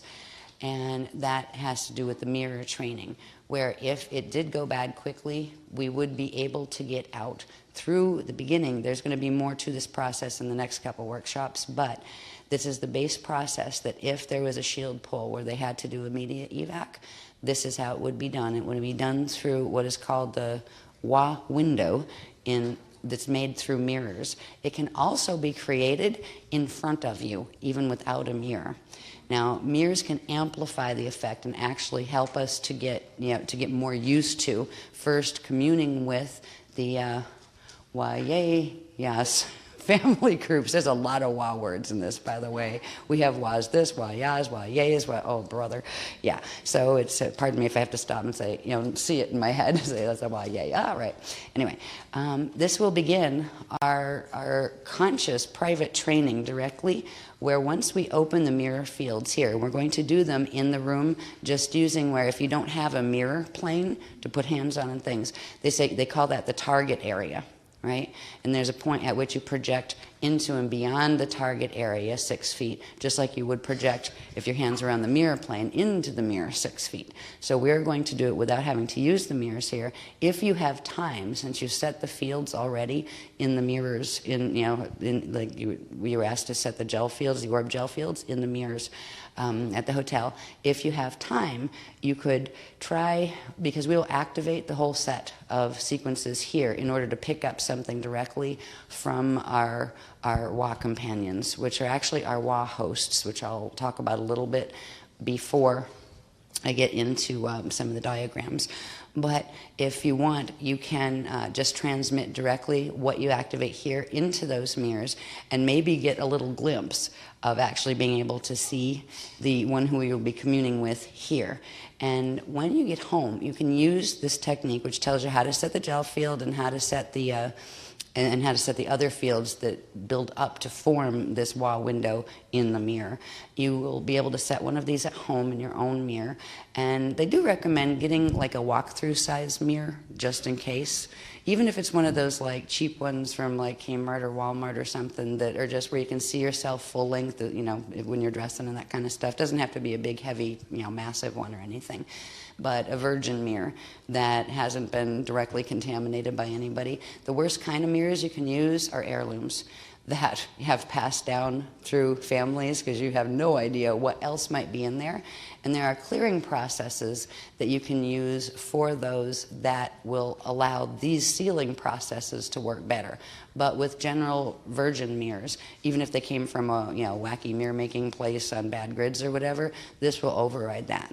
And it will stick, which means it's the only program that has been purposely, consciously, directly put into that piece of mirror, and that it will hold. You can do the same with heirlooms, but you may have to redo it a number of times, and you don't want to be playing with moving back and forth through mirrors like that, unless you know it's a secure field. So we will create that literal field in front of us here when, as we work through these techniques. But you can go take that even into the hotel mirror, because the beloveds are actually holding a gel set in the mirrors for us, a shield there that will make it easier. And you might get, where you actually start the process of actually being able to see your companion there in the mirror and begin communicating there. Eventually, they said after about a year of practicing this directly at least once a week, the whole technique, right, at home, you should be able to actually have direct communication where you actually see the other and you do a patra stance on your mirror, and it will hold its hands up on the other side, and you'll have direct cognition, and you can learn all sorts of things. And they're also going to teach us progressively how to go beyond that, and I think that's going to be before the year is up. They're going to teach us how to start journeying through with them, where we can meet them and see them here. And actually, there's certain types of techniques that can be used that then you can go and venture with them. And the hardest part is remaining conscious when you do, so you can remember what you did and come back with the full memory. But this is where we start doing much more conscious visitation into the blend fields back and forth. So it was worth the wait as far as the techniques, and it was also essential because the 3 activations that are being done early cannot be done unless they're done in this way at this point in time. They can't just transmit. We actually have to create that, what they call the Wa window, which we'll learn about as we move through the technique. The technique itself actually explains a lot of things, what's a Wa window, what's this, what's that. But before we do that, we have to look into a little bit about what is called the Wa-Yeya field, Wa-Yeya field, right? And this, of course, gets into who are the Wa-Yeyas families that are interacting with us. One of the things, before we get into that I'd like to mention that they have told me about the Wa-Yeyas that we have met, and we had identified the 6 families of the Was. And these particular beings, we have mentioned before, are as conscious air, right? Like that is how that is the state they exist in eternally, and they can shapeshift and take on whatever form they choose. And they have chosen to use the like light being type form, hominid form with us, and they do have 12 fingers and 12 toes in those forms. And they're not making themselves too big where they're like huge, where it's hard to do the energy interactions with us. But one fascinating thing, there will be a time when we learn to travel with them. And this gives us a little clue about plasma ships. Because there's going to come a time when working with that one Wa being that is commissioned with your Rishi level of identity, there will come a time when it actually shapeshifts itself into your own personal plasma transport craft. So the big plasma ships are actually huge collectives of them that do large mission work. But literally, it is a consciousness, it is a being, and it is someone you will get to know. And at a certain point in time, I don't know when that will be, if they pulled the shield fast, it would become your plasma ship. Because what's fascinating about the things that we're going to learn about called the Wa-Yeya fields and the Wa gates. The Wa gates are a very specialized set of gates that run through the aurora fields, or in the aurora continuum. And they're a combination of the light body frequencies from the Akasha level up and the Adashi cycles.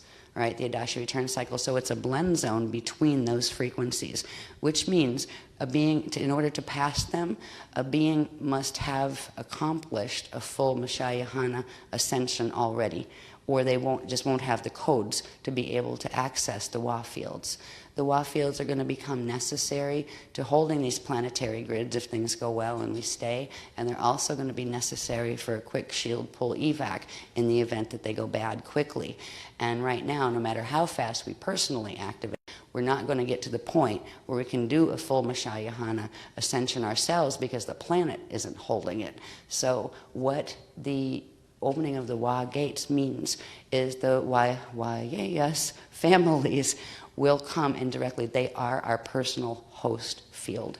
And they will also assist others, assist in the entire planetary host. But without them, nobody would get off at this point, off this planet and out of this realm before the gates close. So it's the fact that they are here is very, very special. They are a group of Mashayahana. They have had to at least reach Adashi level 1 ascension in their lifetimes and literally move themselves out of the entire time matrix and into the Adashi cycles. The 3 families have to do with the Adashi 1 cycle, Adashi 2 cycle, and Adashi 3 cycle, which correspond with the Akasha level, the Akasha A level, and the Akasha I level. So this is, when we talk about those levels, the Akasha and up levels of the light body structure, we're talking about fields where things can't fall. Vekas can fall and things below Vekas can fall. But Akashas and up can't. They are the eternal life fields. So literally, this is a host ascension that would take us through the Wa gates that connect up into those fields. And there's a lot to learn about them. This is the introduction. I never even heard of them. Some of us are actually direct incarnates of them, and we carry within ourselves very specific sets of codes that goes with one of those Wa families. The Wa families are very important because they are connected to what are referred to as the 3 paths of the Christ. Each one of those, each set So you have like male and you have 3 sets of males and 3 sets of females. They go in pairs, a gender pair, a male pair, male and a female pair, and they actually represent like one level, say the Adashi 1 level of ascension. They have a specific service mission here of what groups they help, and not just on the planetary level, but the galactic level, universal level, all of that. So there are specific assignments. The Adashi 1 level of these Mashayahana Wayas families, the male and female set, carry the what are called the codes of Dima, which means they carry all of the gate access codes to the path of Kali Dima fall that is going Christfall. So their job, and they have to have enough thrust, is to go in, open the gates to the Christfall systems when the system is going down, and get themselves back out, but allow the ones who can't go any higher, that are taking Christfall, Kali Dima, to be able to get into the Christfall. So they have to go in, open the gates, and have enough thrust to pull back out so they don't get sucked in to that path. The second set have those codes, plus they have a set of codes that go with the path of Kali Rama step back, which means they have to be able to go in, open the Edonic doors, and pull themselves back out before, and they're not just like individual selves, but like they're collective, they're Rishi back out before it gets sucked in with the ones who have to go path of Kali Rama because they can't go any higher with their codes. And then the last set are the ones who have those 2 sets of codes plus the codes that go with the Kali Krista ascension, Starfire ascension cycles. And they have to do with codes that go with the, what do they call it, the Wa voids, which are the point where we fulfill the density cycle in the outer domains, and then move into the Adashi 1 cycle. There is a void field there, the great Wa void, as they call it, that we have to be able to do the turnaround in angular rotation and particle spin and go into the Mashayahana fold and all of that. So there are 3 specific families that all of them are Adashi adepts, but they have the specific purpose of, they are basically the special ops teams that go in and make sure the gates get opened, and they also service the path while they're say if they're incarnate here, like if some of you are actually incarnate of them and you're already one of them. Others are of the family, but there are still certain levels before you become a full-on incarnate of them, and it might not be in this lifetime that that you reach those levels. But each of these groups has a very specific service path that is helping a certain group of people, either the ones on the path of Kali Dima, the ones on the path of Kali Rama, or the ones on the path of Kali Krista. And it's together that, because of all those paths being assisted, that the Kali Krista path can actually make it, but it's also because of the Kali Krista path that the other 2 paths can make it. So even though we are all on the path of Kali Krista, we may have service contracts that go with the path of Kali Rama, which means we're helping people that are on that path, or the path of Kali Dima Christfall, which means we're helping people on that path. So, and this is coming like from your Rishi contracts on down, because it's at the Rishi level that you actually have agreements and contracts. So that's why you may have found, oh well, I felt comfortable with this this name of Wa, and that's okay, even if it turns out to be a different one than what your Rishi contract actually is, because some people have really strong affiliations with one group, because a lot of times we move through one group and then into another and into another, of the Wa families. So if you end up, as you're doing your mirror exercise, where you actually see 2 show up and not just your 1, that means the one that showed up first was the one you had the strongest personal affiliation for, but the one who shows up second is actually the one that needs to be there too, because that is the one that is holding your Rishi service contract. So you would work with 2 of them, and they would work together and combine their fields in order to work with you. So it doesn't matter if you just have 1. That means you actually felt the resonance with the one you have your Rishi service contract with. So you'd only end up with 1. It doesn't mean you're missing something if you only end up with 1. But if you end up with another one showing up, either during the technique we do tonight, or as you're doing your mirror communications when you go home, it just means that there was the one that's the Rishi contract that decided it would let you meet the other one first because you have the strongest, resonance with that one right now. So it's, no big deal. No, this type of contact is very personal. It's different for everyone because we are all unique, but we all do have a Rishi level of identity in Density 5, and these are literally Rishi contracts. There's a lot more to learn than we will learn in this workshop. The most important thing in this workshop, and what I'm probably going to do is I'll go through the graphs, and then I want to get to the technique just because if there's people that have to leave for earlier flights and that kind of thing, I don't want them to miss this technique. And then we can come back to more of the discussion and maybe go back to some of the graphs to fill in more of the information. But this workshop was all about the activations, and they only do that when there is pretty much a leap happening, where there has to be an acceleration, where there isn't time to do the long form of the programs. And when it's on security clearance like this one was, I'm looking at this, the many graphs that could have gone with each one of those, and just rolling my eyes like, yeah, right, beloveds, maybe by next month, But we managed to get it together enough where you'll see graphs that we've used before, but with new scribbles on them. There was not time to typeset most of them, but there was time to typeset a couple, and thanks to Asan, one of the primary graphs that you'll see fly by that will be in your chart pack is most of it is typeset. The small, tiny stuff that you'd never read if it was in my chicken scratch is typeset. Nothing has been proofed yet, though, so it's always like when we have these type of workshops, we say, and trying to read my writing in order to typeset it, God bless anybody that does that, seriously, because sometimes I'll go back the next day and I can't read my writing either, So if there's typos, it's because it's hard to translate what I write, especially when I'm doing it fast. No matter who's typesetting. So sometimes, Asan, gets stuff, that isn't quite the way it was because he can't read my writing, and same with Will and Jared when they do it for me. So, please pardon us. We will let, when we publish the whole thing, we will have the corrections put in, because we'll have time to do the proofing on it. But it's enough to give you the gist and get basically the accurate information there, and the technique will be fine as it is, though there might be a little bit of, with as many different wah stuff that was in this technique, why this, why yays, why yas, why, right? If a few of them were transposed because I wrote fast and you couldn't see the AH on the end or something, we'll see when we, correct that with the proofreading and stuff, but it will still work. And we will run the technique, tonight. And this is an exciting technique because it is the one where you get to the point where you can start.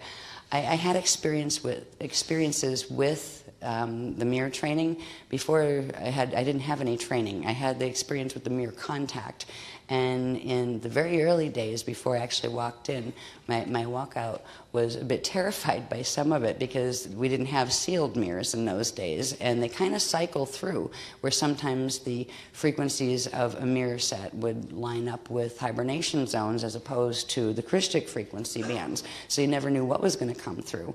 But on the cycles when they were lined up with the Guardians frequencies, they would try to contact us through the mirror, and we actually have had doubles, our doubles from like Parallel on the other side of the mirror, wearing different clothes than we were while we were looking in the mirror and couldn't see. We saw ourselves, it will look just like us, except it was wearing different clothes and talking to us, right? And like doing the hand thing and going, ah. At first it was scary because we didn't know what it was. And later we progressively received more and more of the mirror trainings, both in like the dream state and in various sati states and that kind of thing. So now it's bringing that to a conscious level. They weren't planning to do it till about 2011. But now they're going to need to accelerate these activations that go with it, and you need to activate the WA fields in the mirrors before we can. So we're getting it early, and that's why we get wacky hours sometimes when we're making these leaps in time. It's really funny. We have an old saying, Asan and I, we go, like, is it Monday yet? Right? Just to survive a workshop, because usually it's so long drawn out and we're working up there all day and then we're trying to deliver all night. And it's like, yeah, it's already Monday and we still haven't even delivered most of it. Oh, God. Right. So, again, it's going to be condensed. And, more and more they're showing us that they give us more high-powered information in a short, condensed period than they used to in the longer periods where we'd be together for longer hours, but reach only a certain level of understanding, a certain level of activation. These are like power-packed, condensed, zip files or something, zip files in time, where the activations are just off the charts, and they come in very condensed, data form. So that's what we're dealing with here. What I would like to start with is the graph that we've seen this graph before, and it's coherent thanks to when Willa and Jared set the last chart pack or handbook. But there's a little bit of new things that isn't things that aren't typeset already added to this, that eventually they will be typeset too. Here's where we have the 5 planes and matter states of the Aurora Continuum. And when we introduced this, I believe we introduced this part in the last workshop, or it might have been a little bit in the one before and the last one. But we were talking about where the Aurora Continuum is, where Aurora Earth is, and where, down here, can I have this one, honey, please, up down here? Yeah, thank you. Yeah, here's where we have the net Earth field in the outer domain, right? And we have net Earth, higher Earth, and median Amenti Earth domains are out here, right? And we were talking about when they introduced Aurora Earth, which is the eternal perfect version of Amenti Earth, right? That actually exists in the Aurora Continuum between the the outer and the middle domain, Edons, and that is the area that is referred to as the, right in here, is the area referred to as the Aurora Earth. And that is the first set of gates and frequencies. They are the frequency fields we need to blend with in order to get to the higher Earth and to Ashale and median Earth and Ashale and up through the stack in Ascension. That was the level we left off at with the last workshop, where we did the activations pertaining to this and began the blend fields with the Aurora Continuum and Aurora Earth, Aurora Amenti Earth. Now, what we have here, and we're using this diagram to show it because it pertains to understanding what they're referring to as the Wa fields. Now here, we have added to the title and the Waiea fields of Adashi Ascension. The Waiea fields are Mashayahanic Adashi domain fields that correspond to and blend with the Akasha through Yukatarista light body fields, which allow for intersection between Akashi domains and their Aurora Continuum counterparts. The Waiea fields exist from the Akasha level upward and can open into the Veka and lower fields for hosted evac ascension. And that is what is occurring. They're having to open those higher fields because of something else we'll look at toward the end of the graph series that has to do with the Waziyenta, which is a part of these, the lower part of these gates, the ones that could potentially open down into the Vekas, that were compromised over in the parallel Akasha Borgia fall matrix. The Akasha level of them wasn't, but the Veka, the 4 Vekas that fell in that system, those gates that could connect into the Wa gates were actually compromised to form a harness. And that harness hasn't been released into the systems yet. They have recently, and that is why we're on another expedited thing. They have opened these into the grids at this point. The Wa, and it's spelled W-A, not W-H-A.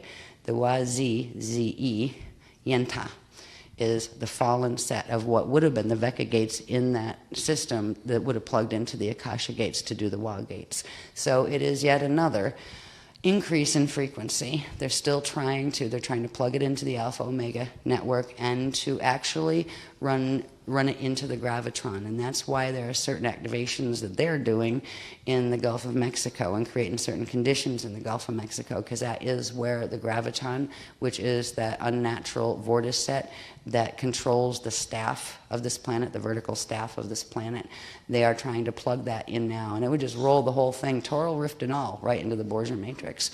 So, as usual, we do one thing, stabilize it, the other side tries to do something else. It's not a panic thing or anything like that, but we are getting the advanced training that if the grids can't hold it here and this shield can't hold the gates open, they will get us out. So we're going to learn the thing, the next step that we would have been learning in the last workshop, the next workshop, next one, and the next one. So we're learning parts of that. They'll be expanded on in the next workshops, and we'll just get, the advanced course in what that material would have been. So let's see, where are these? This says, the Waiyeya Great Void exists between the density 5 Ajay body. Now remember we talked about the Ajay body, and it's like, we talked about the density 1 level Ajay body mostly, where it had D1, it's Rasha, and then D1, D2, and D3, and then the density 1 level body, and then that Ajay field that combined with the D4 level in the density 2. All right, so a simple Ajay body. We'll look at those graphs a little bit too. All right, so they're talking about the density 5 Ajay body. So that would be the D13, 14, and 15, and then the density 5 level of the same structure, but way, way, way, way out in the fields. That is your Rishi body level. All right, so the Waiyeya Great Void exists between the density 5 Ajay body and the Waiyeya Adashi 1 Akasha density 1 D1 field. So that is the field that void, that density 5 void, interfaces with, and that has to do with being able to make the turnaround. It is usually you have to go through the Mashayahana fold in order to get and get your Patat atoms and your eternal life atoms before you can fully make the turnaround and end up in the Adashi 1 field. But now they're blending the light body Akasha level with the Adashi 1 fields to open the Waiyeya Great Void, which will open all of the smaller layers that go down from the Yukatarista level all the way down, and then reaching into the Vekas and reaching down into our personal space down here. And this will allow us to have the frequencies that will allow that blend field to occur. And we'll look at that more. It's like funny, I am trying to go, okay, a Wawat field, right? What is a Waiyeya field? So I understand it's a combination blend field of not just the Aurora continuum, but of the Adashi frequencies combined with the high-level light body frequencies that creates a much stronger frequency set where you can literally bop between the voids. And we'll see a little bit more about if this is like the great void space, right? Going through this band that you have to go through to turn around. There's also, in all of the structures of the probability maps that we've seen, around each layer, if you have like the Akasha A, that would have a layer of the voids around it. If you had inside the Akasha A, you have an Akasha, like 12 Akashas. Each one of those would have their level of the void around them as well. So this is literally being able to go into the Aurora continuum and leap through the void spaces, and that allows you to sidestep if things in the outer domains are falling or being dragged into other things. There's a lot more to learn about what it means to service these paths, where we actually go in and open gates, and we do that with, and eventually because eventually we will become our rishis.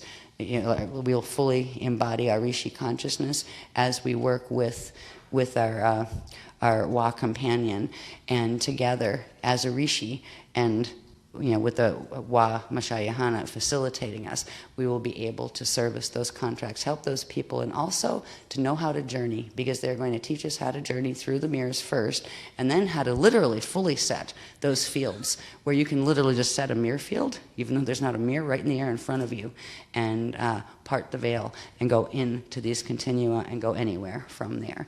So it's very exciting. It's a level of training that usually there are many slower stages of it, like from one lifetime to another, as you graduate from the first level where you learn to you go through you ascend, then you come back in and you do the path of Dima, and you learn the lessons that go with that, and then if you've passed them in that lifetime, then the next lifetime you come back literally in a Mashayahanic body that has the codes of Dima. Then you have a Dima mission, and then there'd be the next layer, the Kali Remas, and then you'd have the full Kristas. So it's usually a very long, drawn-out path of service training that even after once you fully ascended once, you continue back, and eventually way at the end of that whole series is where you fully you go through all the Adashi to Adashi 3, and go through and you get born as literally as a star in a solar system.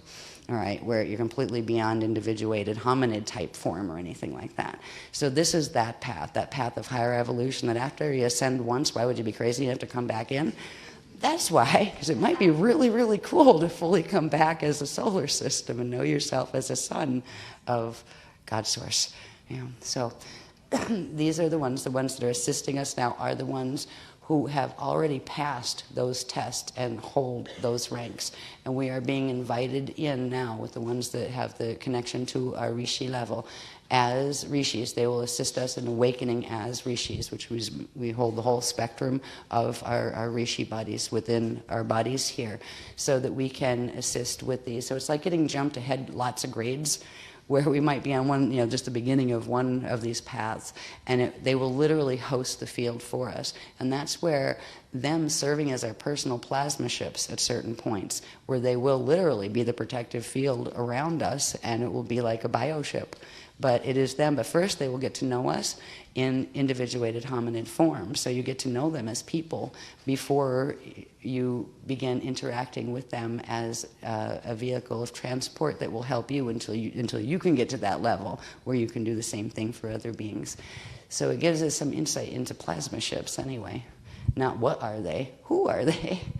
Right? Okay, let's see. I think that's enough on this one. Yeah.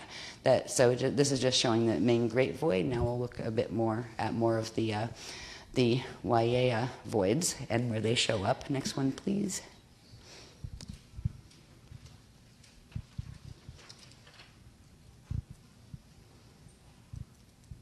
Okay. This is a map that we've looked at before that shows where our Veka 5 is inside of our Akasha 11 probability. This is showing our parallel Akasha 8, which is where the Borgia fall matrix is. The Akasha itself isn't fallen, but the 4 Vekas within it are. All right? So this is showing those things. That's that map that we've had before. And the Mashayahana host, and that was the one that we showed, where we were at with this host in regard to its positioning within the Eka maps and the probability maps. Using this diagram, we can simply illustrate where the Wa voids are. All right, we had the Great Void that was the big one around the entire Yukatarista in an outer domain. And then you have the smaller ones. So everywhere you see one of the circles, everywhere you see one of the Akasha I, there would be a void set around there.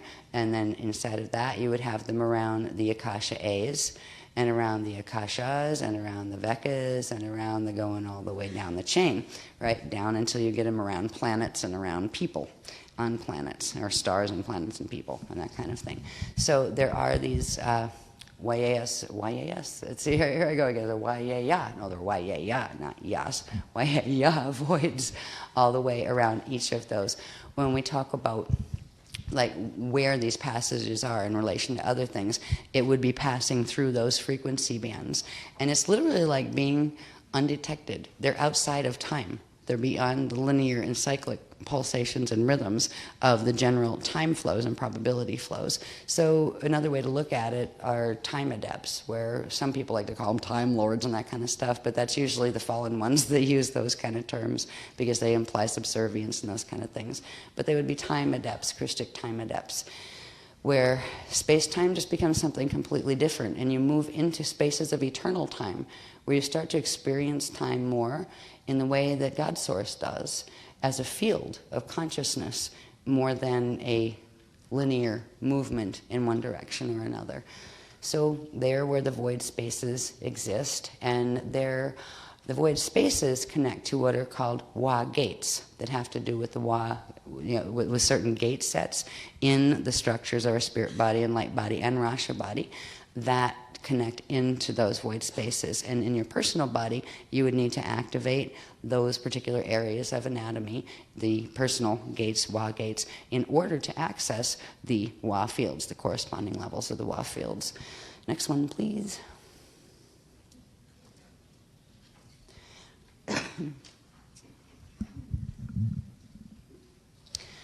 Now, this one is the Partiki body, the 5 elemental planes, right?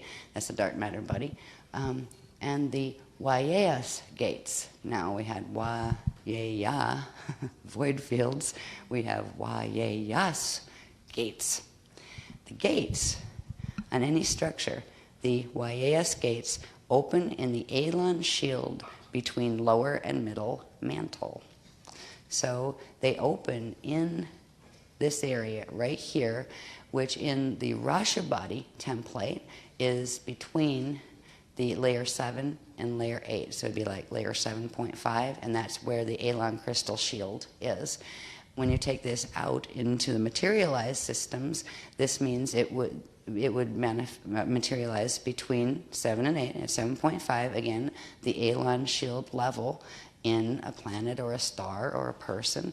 In a planet, that would be between the lower and the middle mantles. So it's literally a crystalline layer between the lower and middle mantles. This is where there are 12 primary and 12 secondary gates. But the secondary ones would be the ones that go with the Adore side. But the ones that we would need to activate first would be the Elon, in the Elon shield, and there are 12 Elon main core crystal sets. And this is where these gates would open. The gates open through something in the center being activated. So we'll look at that in a minute too. Now, once these Elon shield is activated, that corresponds directly on a biological level to the blood crystals. So literally, these frequencies would turn on in the blood crystals. So we would begin to have changes in the blood and in the biochemistry that allowed us to be able to go through the shift in angular rotation of particle spin and to generate the levels of hydrolase that we would need to be able to literally change the density level of our atomic body and take it, well, first through mirrors, which would be hosted by the frequencies we couldn't hold yet, would be filled in by the YAS working with us. So we're going to be, these are activating. These are going to be activating tonight, not anymore, this morning, right? It's not tonight anymore. So we will, this is part of the activations that are going to occurring. This is the last one. This wasn't, these activations that have to do with the YAS gates and the YAA fields weren't supposed to occur until, to start in January of 2011 with FOL 11. They were going to start there and go through a slower process of activation.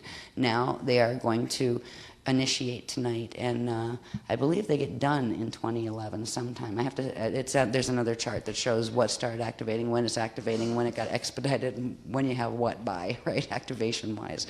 Because there's a lot of activations that are happening simultaneous now, and understanding what they are helps a bit, because you know, okay, what part of my anatomy is immune to the Metatronic, the MetNet pulse now, right? So there's a chart that actually breaks all of that down. That took forever to analyze that data from various different charts and get the dates and get what was happening and all of that. So, and Blessed Mason set that, and that was enough to make you cross-eyed, that one. So you'll see that in a little while.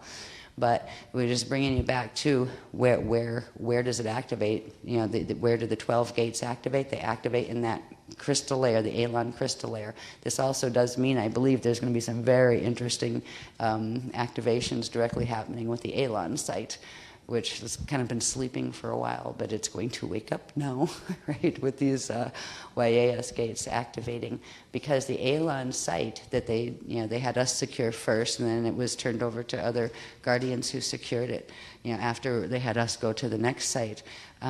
It's under protectorate, and this is directly connected to the Elon shield that's between the middle and or lower and middle mantles in the planet. So they will be firing those gates, and that will probably be the control center for that part of this activation, because it's a multi-level activation. Let's see. Let's go over here, please. Okay. The YAS gate sets, let's go here first. The gates of YAS are known as the Mashayahanic gates, as passage through them requires a minimum completion of a full Starfire Mashayahana ascension into the Adashi 1 ascension cycle, or what? I can't even read what that word is. Anyway, Adashi ascension.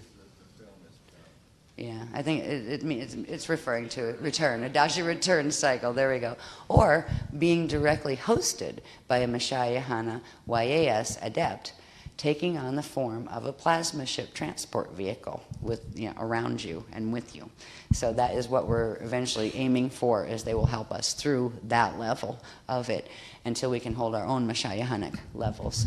All right? The YAS gate sets are held in the D1 encryption lattice. When activated through activation of the Rasha core, YAS hydrolase water seed silver seed in the Aurora continuum. So here's what the silver seed is. It's the YAS hydrolase water seed in the Aurora continuum, which is the core activator crystal that activates these gates. And these gates, once they activate, open the YAYA voids into void fields, which are blend fields, between the Adashi and the light body and the Aurora continuum. So it's all connected. The silver seed is actually the core crystalline thing, and it's in the Rasha core, right? But it is the hydrolase water seed, silver seed, which is, we have the regular water seed, but this goes deeper. It is a certain aspect of the silver seed that's connected directly to the Aurora continuum, and it's connected into the Waya levels. So that when that full silver seed activates, that's what triggers the gates to open, and those planes to become, the blend planes to become available to us. So the 12 YAS gates on each level, because this is on each dimensional level, you would have that Elan crystal ring, right? That for each dimensional level as well as each density level.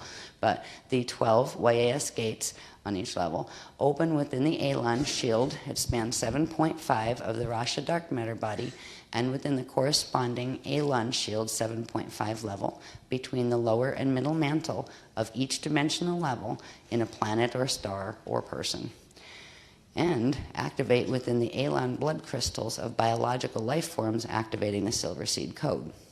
Okay. The YAS gates intersect directly with the corresponding Aurora continuum location, like say Aurora Earth, right, via the corresponding Adashi density 5 Waya Ajay body Rishaic capsule. Ah, new thing. So we'll find out what that thing is. The density 5 Waya Ajay body Rishaic capsule is the next thing. So we've got Was and Wayas and Wayas all over the place here, but they all are part of the system of being able to go into that level of the blend fields that incorporate the frequencies of the Adashi return cycles as well. Next one, please.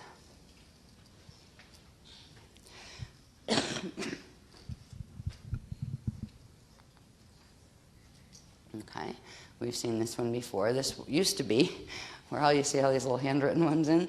They used to all say like density 1, right? And D1, 2, and 3 in density 1. That was the chart we used to show the structure of the density 1 Ajay body and the different layers. So what we have here now is the density 5 Ajay hydroacoustic body and the rainbow body Waya capsule. That's another word for it, the rainbow body. And there are some traditions, I think, in Tibet that refer to the rainbow body, and that is the same thing. You need to activate to, even if you leave a body through Bardo, a full proper Bardo is where you vaporize it and take it with you, and it's by activating the rainbow body that you're able to pull those frequencies of even your biological form and leave a little bit of the body dust left. So this, we're not, there are practices that if some people aren't taking their bodies this time, that these will also allow them to get out even if somebody buries their body on them. Even if they want to be cremated and they don't get to be cremated or whatever. So the activating the rainbow body or Waya capsule will allow it so even if a being is buried, they won't get stuck here because it will accelerate the process of the body separating from the parts of themselves that got stuck, and it will bring in vapor form the parts of themselves that got stuck. But we're talking about these and learning about these right now, not for planning for Bardo. we're doing it for planning for ascension and planning for beginning the process of getting ourselves and our bodies, first our Ajay body, part of our Ajay body, and then in full atomic, through into, through the mirror doorways and being able to, well, first we're starting with windows where we can project through them, we can commune through them, we can communicate through them, and eventually we'll be taught how to turn those windows into doorways, and the doorways are what you can walk through, where it's a little harder to walk through a window, but you can project through a window. So anyway, this level here, the Vaya Rishaic capsule, or the rainbow body capsule, is this layer right out here, right? And it's composed of the density 5 Vayas void, and the Adashi level, density 1, D1, there's supposed to be a 1 there, I am elemental band. So before, this used to be like density 2, D4. This was showing you just on the density 1 level how it overlapped with the density 2 level. This is showing how the density 5 level interfaces and overlaps with the Adashi cycles through the Vaya voids if they are open and if those codes are open. So does this layer, and this is like way, way, way, way, way out in your field. This is your whole Rishi layer of identity. And that is the area that will activate, and that's what we're referring to as the Vaya Rishaic capsule, or the Vaya capsule. Down here, please, honey. It says, the Vaya Rishaic capsule is also known as the rainbow body, and usually activates when one has completed full starfire ascension into Adashi 1 as a Mashayahana. But it can also happen if you're being hosted in the process of the way of the Waz in order to do this, the type of ascension that's becoming essential on this planet. This 2 says the Vaya capsule, can also be activated in host by an Adashi adept, Vayas Mashayahana. And that is what they are going to do. They are going to give us this activation tonight. They are going to give us the 3 activations tonight. We need to meet them first by doing the technique that is the same technique that you activate your mirrors with and those kind of things at home. But we've got to get to the point where we get into a literal patra stance with them on the other side of that target plane or target field, which would also be your mirror. If we had mirrors in front of us right now, we would be using them as that. But for now, we're actually going to use the field in front of us. So we can link with them so they can transmit the frequencies of the 3 levels of activation that we need to catch up on. And what those 3 levels will do, we're set in motion the activation of our rainbow bodies, where we will be rapidly moving toward becoming rishis. There will be several more steps to that they will walk us through and teach us. And some of it has to do with integrating some of the information from the other lifetimes, from your other incarnate selves and your other soul selves and your oversoul selves and your avatar selves. And at a certain point, they're going to teach us about integrating the 4 avatars of the Rishi, just like we integrate the 4 faces of the soul to become the bud soul, or like a whole soul. To become a whole Rishi, we'd have to integrate the 4 faces of the avatar, the resolute twin set that we're, out of. So they're going to eventually lead us into understanding how to do that. And part of that is going to require personal training.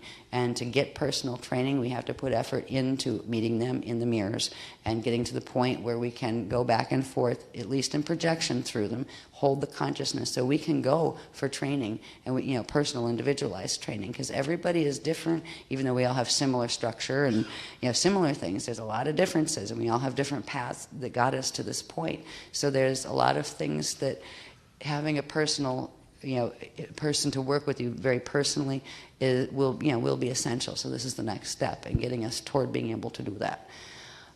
Let's see, number 3 says, the Vayas Hydrolase Water Seed Rasha Core 48 Strand Silver Seed Starfire Crystal.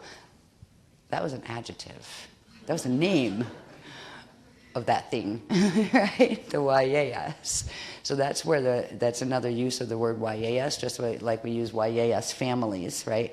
And we've got the Vayas Silver Seed Crystal. Silver Seed was a very easy way to start our understanding of all of this stuff. But it is the 48-strand Silver Seed Starfire Crystal.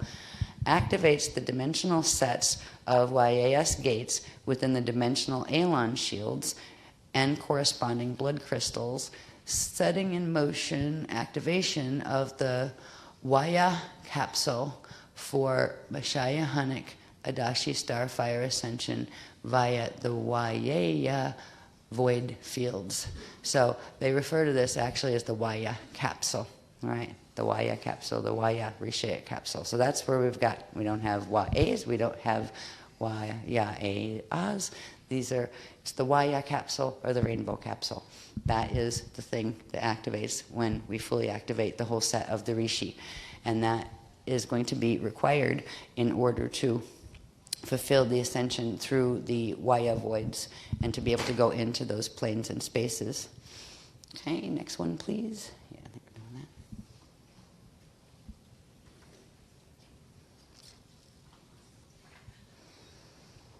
doing that. Here. The Waiea transcendental fields, they're transharmonic transcendental fields is what they simply refer to them as, and the families of the Wa.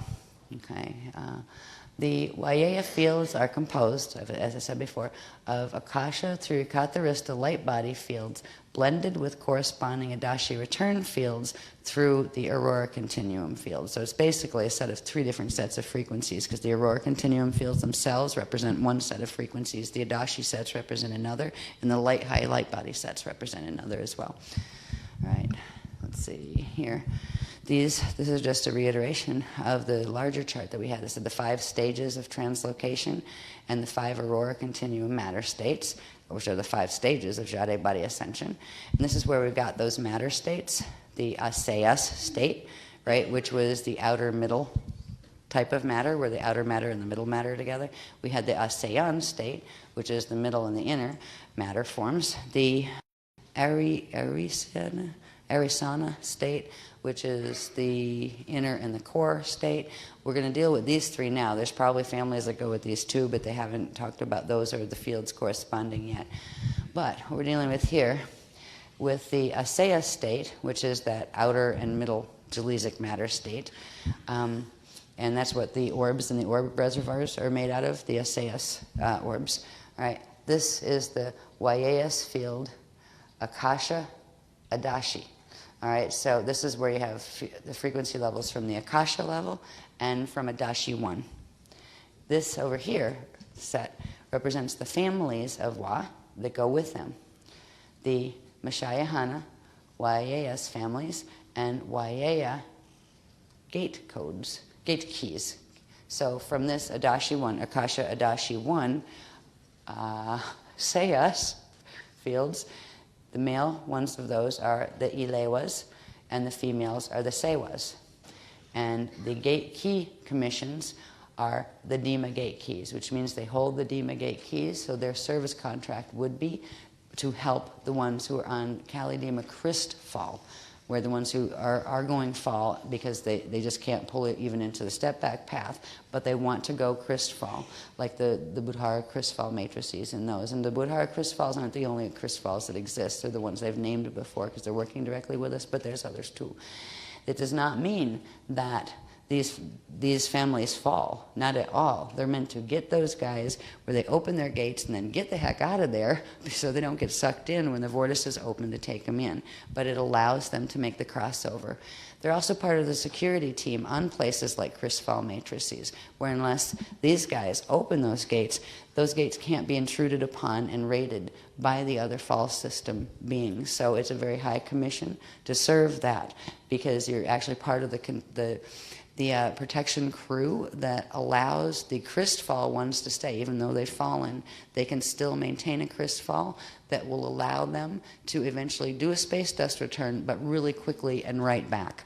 And they will hold, these guys would hold the memory matrix for them, so they could do their Christfall and go back to space dust, but somebody held the imprint of who they were, so they would be able to reassemble once they got back up into going back up into source consciousness field. So it's a big commission, and there's lots of little stuff on the ground where we're going to be taught about how to help people out there, because all people out there, and all plants and all beings on this planet, there are 4 paths really. There are 3 paths of the Christ, and 4 paths in general. The path of fall does have its Christ option, and it's these groups that will be helping those people to be able to get into the safety of that option. And then there's the other ones, the next ones, These are the ones that carry these codes, but they also carry the ones that means they've made it to the Adashi 2 cycles, the Akasha A level consciousness and light body, and the Adashi 2 cycles.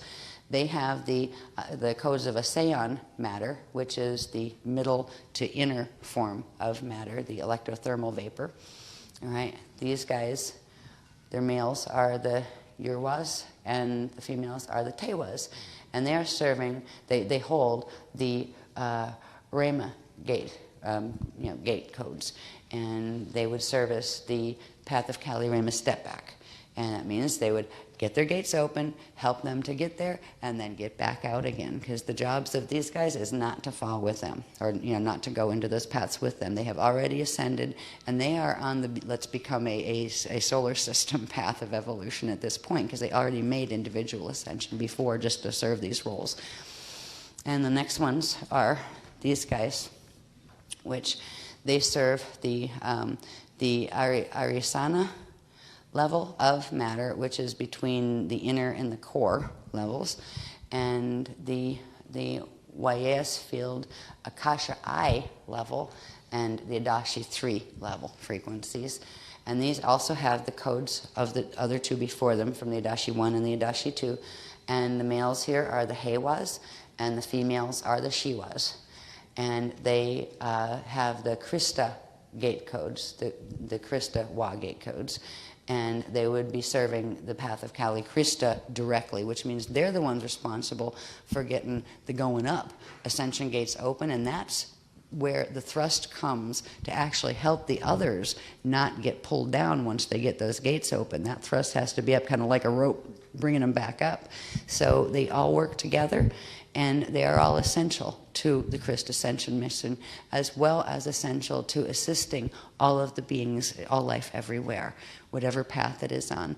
The only path that doesn't want a service crew are the path of full Kali Dima fall that don't want to go Chris fall. They have no interest whatsoever in having anybody help them. They're doing exactly what they want.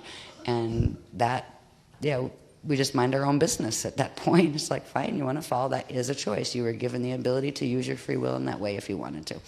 So these are the three paths of the Christ, and there's a responsibility. There's a lot of people that feel like, oh, I know I'm on the path of the Christ, and I'm doing the Kali Krista, and that's it. And like, I don't want to hear about the path of Kali Rama, and I certainly don't want to hear about the path of Kali Dima.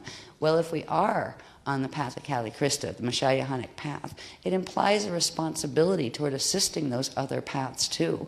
Because if they both fall, it's going to cause a problem for us being able to actually get up and out too, because they create such a drag on our fields it will hold us down. So there is embracing your opposites and embracing that which you feel you don't really want to be. Not embracing and allowing it to consume you, but embracing it in order to help it become free so you can become free. And that path of responsibility is imbued within the Christ path. So these are the three aspects of the Christ path. If we at some point do larger projects that do outreach into the community, they will have to serve each of these three aspects of the Christ path and the people who go with them. And each level of people that go with these paths would have to have certain parts of the work highlighted first as their doorway in, so they would understand. If you take these high-level classes and workshop things that you guys come to, and you guys that are on the path of Kali Krista, and very many of you probably are incarnate was already. If we tried to give that to a person who is on the path of Kali Dima fall and wants to make it a Christ fall, lose them completely in an instant, because it's too technical, it's too hard. You have to help make bridges to where they are, and we're going to be working on programs like that. So there'll be sets of programs. They'll all be coherent, and one would actually lead to the other. But we don't have the street level step down yet. We're getting it piece by piece. And this is really the beginning of where it's going to start to show, where we see the cohesion within those three aspects and why they need to work together, and why, for a time at least, it will be an embracing movement, not a separating movement. We had to get separate for a while so we didn't get drawn into the Metatronic mass. But now it's about being able to reach out, now that we're strong, now that we're becoming immune to the Metatronic mass and protected. And we can become strong and work with the adepts, the Wa adepts, in order to actually reach out to help those other people as much as we can in the way that they can be through the guidance we receive. So it is a very unified path, but it is not the path of false unity. It is the path of true unity, because Source is truly unified, and it is a path that respects everybody's evolutionary destiny and their choices. Those that want to do full-on fall and don't want Chris fall, they are using their free will in the way they want to. They don't want any help from us, and we are not trying to stop them. We're not saying they can't, but we are trying to help anyone else to get to whatever level out of that fall path that would be imposed on them if it weren't for the fact that the Christ stood here and had representatives, and the Mashayahana stood here and had representatives that were willing to serve each of the paths of the Christ, regardless of what system levels they went into. So there is a big love thing happening where we will be able to more and more feel that sense of connectedness and love, but we'll experience ourselves in a different way, where we realize ourselves even more so than we may already as a healing force, that even if we can't explain our ideas to other people, we can still set fields that allow them the highest evolution that they can reach. And part of that has to do with heavy grid workers teams. Not everybody has to be, but the ones who do will be the ones servicing, going in and literally getting the gates open for them and then getting the heck out of there. And that's the ones that will work with certain levels of the WAS that will directly teach us about kind of like being time adepts and that kind of stuff, so we can go back and forth and literally get gates open for them. And we'll probably get a lot of practice when the Earth starts to do a bit more rumbling and things, and larger groups go out in mass evacuation waves, where you find like a natural disaster and a lot of people die on the physical. Well, they go somewhere as soon as they die on the physical. They're someplace, and most of the time they're very confused and trapped and they don't know where the heck they are. That we will be actually trained at certain points to go through the mirrors, go find them, and actually lead them. We'll be guided to which, what frequency sets their consciousness actually goes with, and we will help them out. Not just individuals that we know, but literally waves of individuals. So there are different service levels, and that will be one. Everybody doesn't have to do that, but that will be one of the career options when we get into Wa-land. I wonder if it was Gondwana land. Gondwana land. There used to be Gondwana land, which was, they kind of called that, our early continent structures on Earth, that Gondwana land. Anyway, Waya land. So these are the basic rundown on the WAS and the paths they serve. And if you ended up saying, oh, I really like the Elewas, I just felt such a resonance with the name and the whole bit, and then you go, it's on the Dima, they're serving the Dimas. Oh God, I don't want to serve the Dimas, I want to serve with the Christas. You are serving with the Christas. We're all serving together. We're all serving with the Mayas families of the Mashayahana in order to assist all of these. And it's not about, oh, that path is yucky. It's not that path is yucky. They all have their challenges and they all have their beauty, but they're all meant to get us to the same place, which is the heck out of here on the ascension path, right? So, it's time to not worry about that kind of thing. As far as know if you're serving the Dima Christfall path does not mean you are Christ falling. Just get that. And the same with the Kali Rama. Doesn't mean you're going Kali Rama. It means you're going to get gates open and get back out. So we're all on the path of Kali Krista, but these happen to be aspects of it and serving the other layers. Now the next one, please. Ouch. Ooh. Keep getting this shoulder thing, so if I do this thing with my arm, just pardon me, it's stiffening up. Okay, I want to see what the next one is, because I just put that one up leading into the next one. Yep, that one. Oh yeah, that's the fun one right after that. Okay, I'm just putting this one back up. This is one from the last chart pack, or handbook. But I'm putting this up just to remind us of the things we talked about in the last workshop, which were the mirror ball fields, and we kind of analyzed those pretty much to death in the last workshop. But the different mirror ball fields, they're the ones that open up where they blend the frequencies from net Earth with the frequencies from aurora Earth to create literally a blended transharmonic time wave field. And we begin the process of opening some of these up. You see these little diamonds here? There are 5, 1, 2, 3, 4, 5 basic layers of basic plane sets that open up through activation of the dimensional mirror ball levels.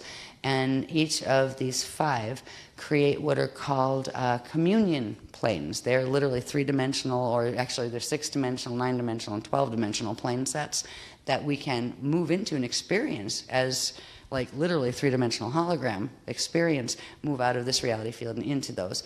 What we're going to be doing now with the WA activations is those WAIA fields will be interfacing with those also. And that's why they're the more expedited activations we're going to get. In the last workshop in April, we activated two primary sets of these. And we'll look at this on a chart. And I'm showing you this one now just so you remember what the chart that I'm going to show you has to do with. So these areas are mirror ball fields. You have like a D3 mirror ball field, D2 mirror ball field, D1 mirror ball field.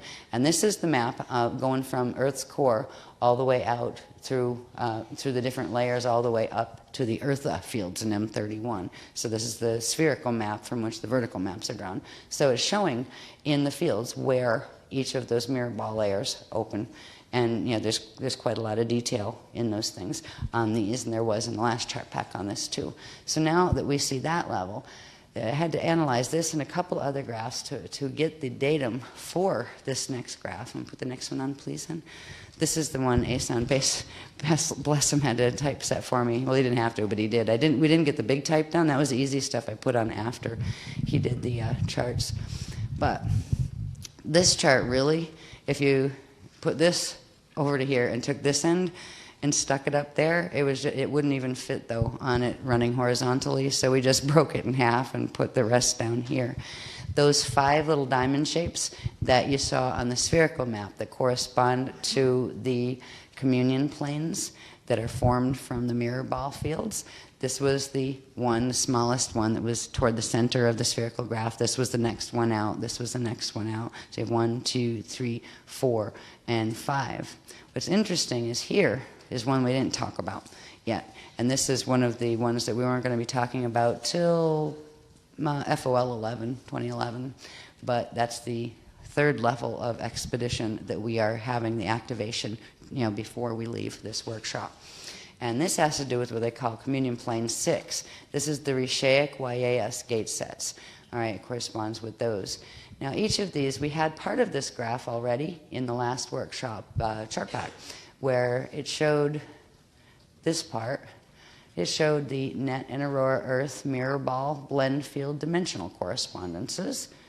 All right, so you have the net Earth side over here and the aurora Earth over here. So in this plane 1, which was the communion plane 1, you have the D2 telluric physical mantle of net Earth blending in with the D1 etheric mantle of aurora Earth. So they are the frequency fields that would be blending to form that communion plane.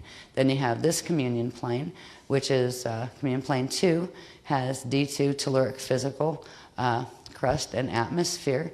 And there's also the encryption lattice, like what encryption lattice this corresponds to. The first one was the D2 encryption lattice that's located in the D1 crust, and the D1 encryption lattice on the aurora side. Here, the next one up, you have the D2 telluric physical and the atmosphere, and D1 etheric crust and atmosphere, because the D3 on our side and the D2 encryption lattice on aurora Earth are blending to form this field. So this is how you read this graph, basically, right? These parts. And I don't need to go all the way up on this right now. What I wanted to show is what I've added, because this you can look at, and as long as you see, how I was just reading those, you can look at this graph in the other handbook, from last workshop, or even just this section from this one. This line here was not on the graphs from the other handbook. That was added because they hadn't even mentioned communion plane 6 that goes with the YAS gates. They have mentioned it now. And this is literally should have a little circle on it with like a 6, a W6, right? It is actually C-plane 6, but it's the 6th plane, but it's the W's. It's the YAS gate sets.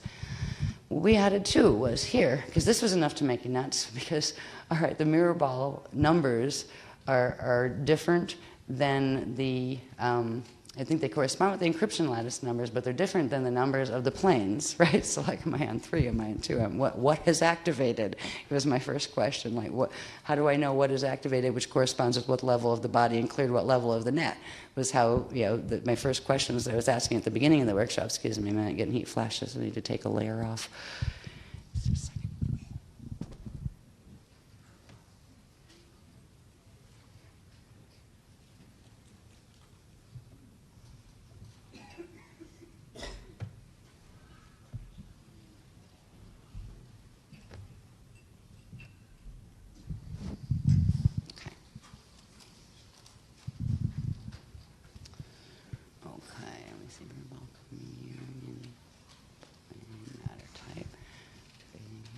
Encryption lattice dimensional correspondence. Right, so if you took this end of the graph, right, this one below, and just kept running it out that way, this is really how it reads. It would read across, where you still have your numbers down here, 1, 2, the 0, 1, the one here, and then 1, 2, 3, 4, 5 going up, just like you do there.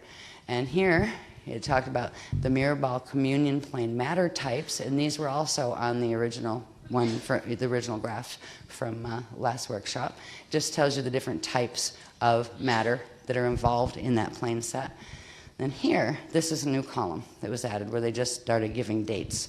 As far as activation starting and completion dates, and in parens, when you see the parens, that equals the original scheduled dates that were expedited. All right, so if you see ones that have parens on them, that means they have been expedited from when they originally were going to take place. Now, we did in the last workshop in April, there were 2 activations that took place. We did plane number 5 and plane number 3, I believe. So we did 3, this one. It started then on the last workshop in April, and it was to end during this one, which it did in SL7. So it completed at that point, right? And this means that when you get down here and you read that, we're still on number 3, right? You go to number 3 down here. Can you move that up, honey, please? Right.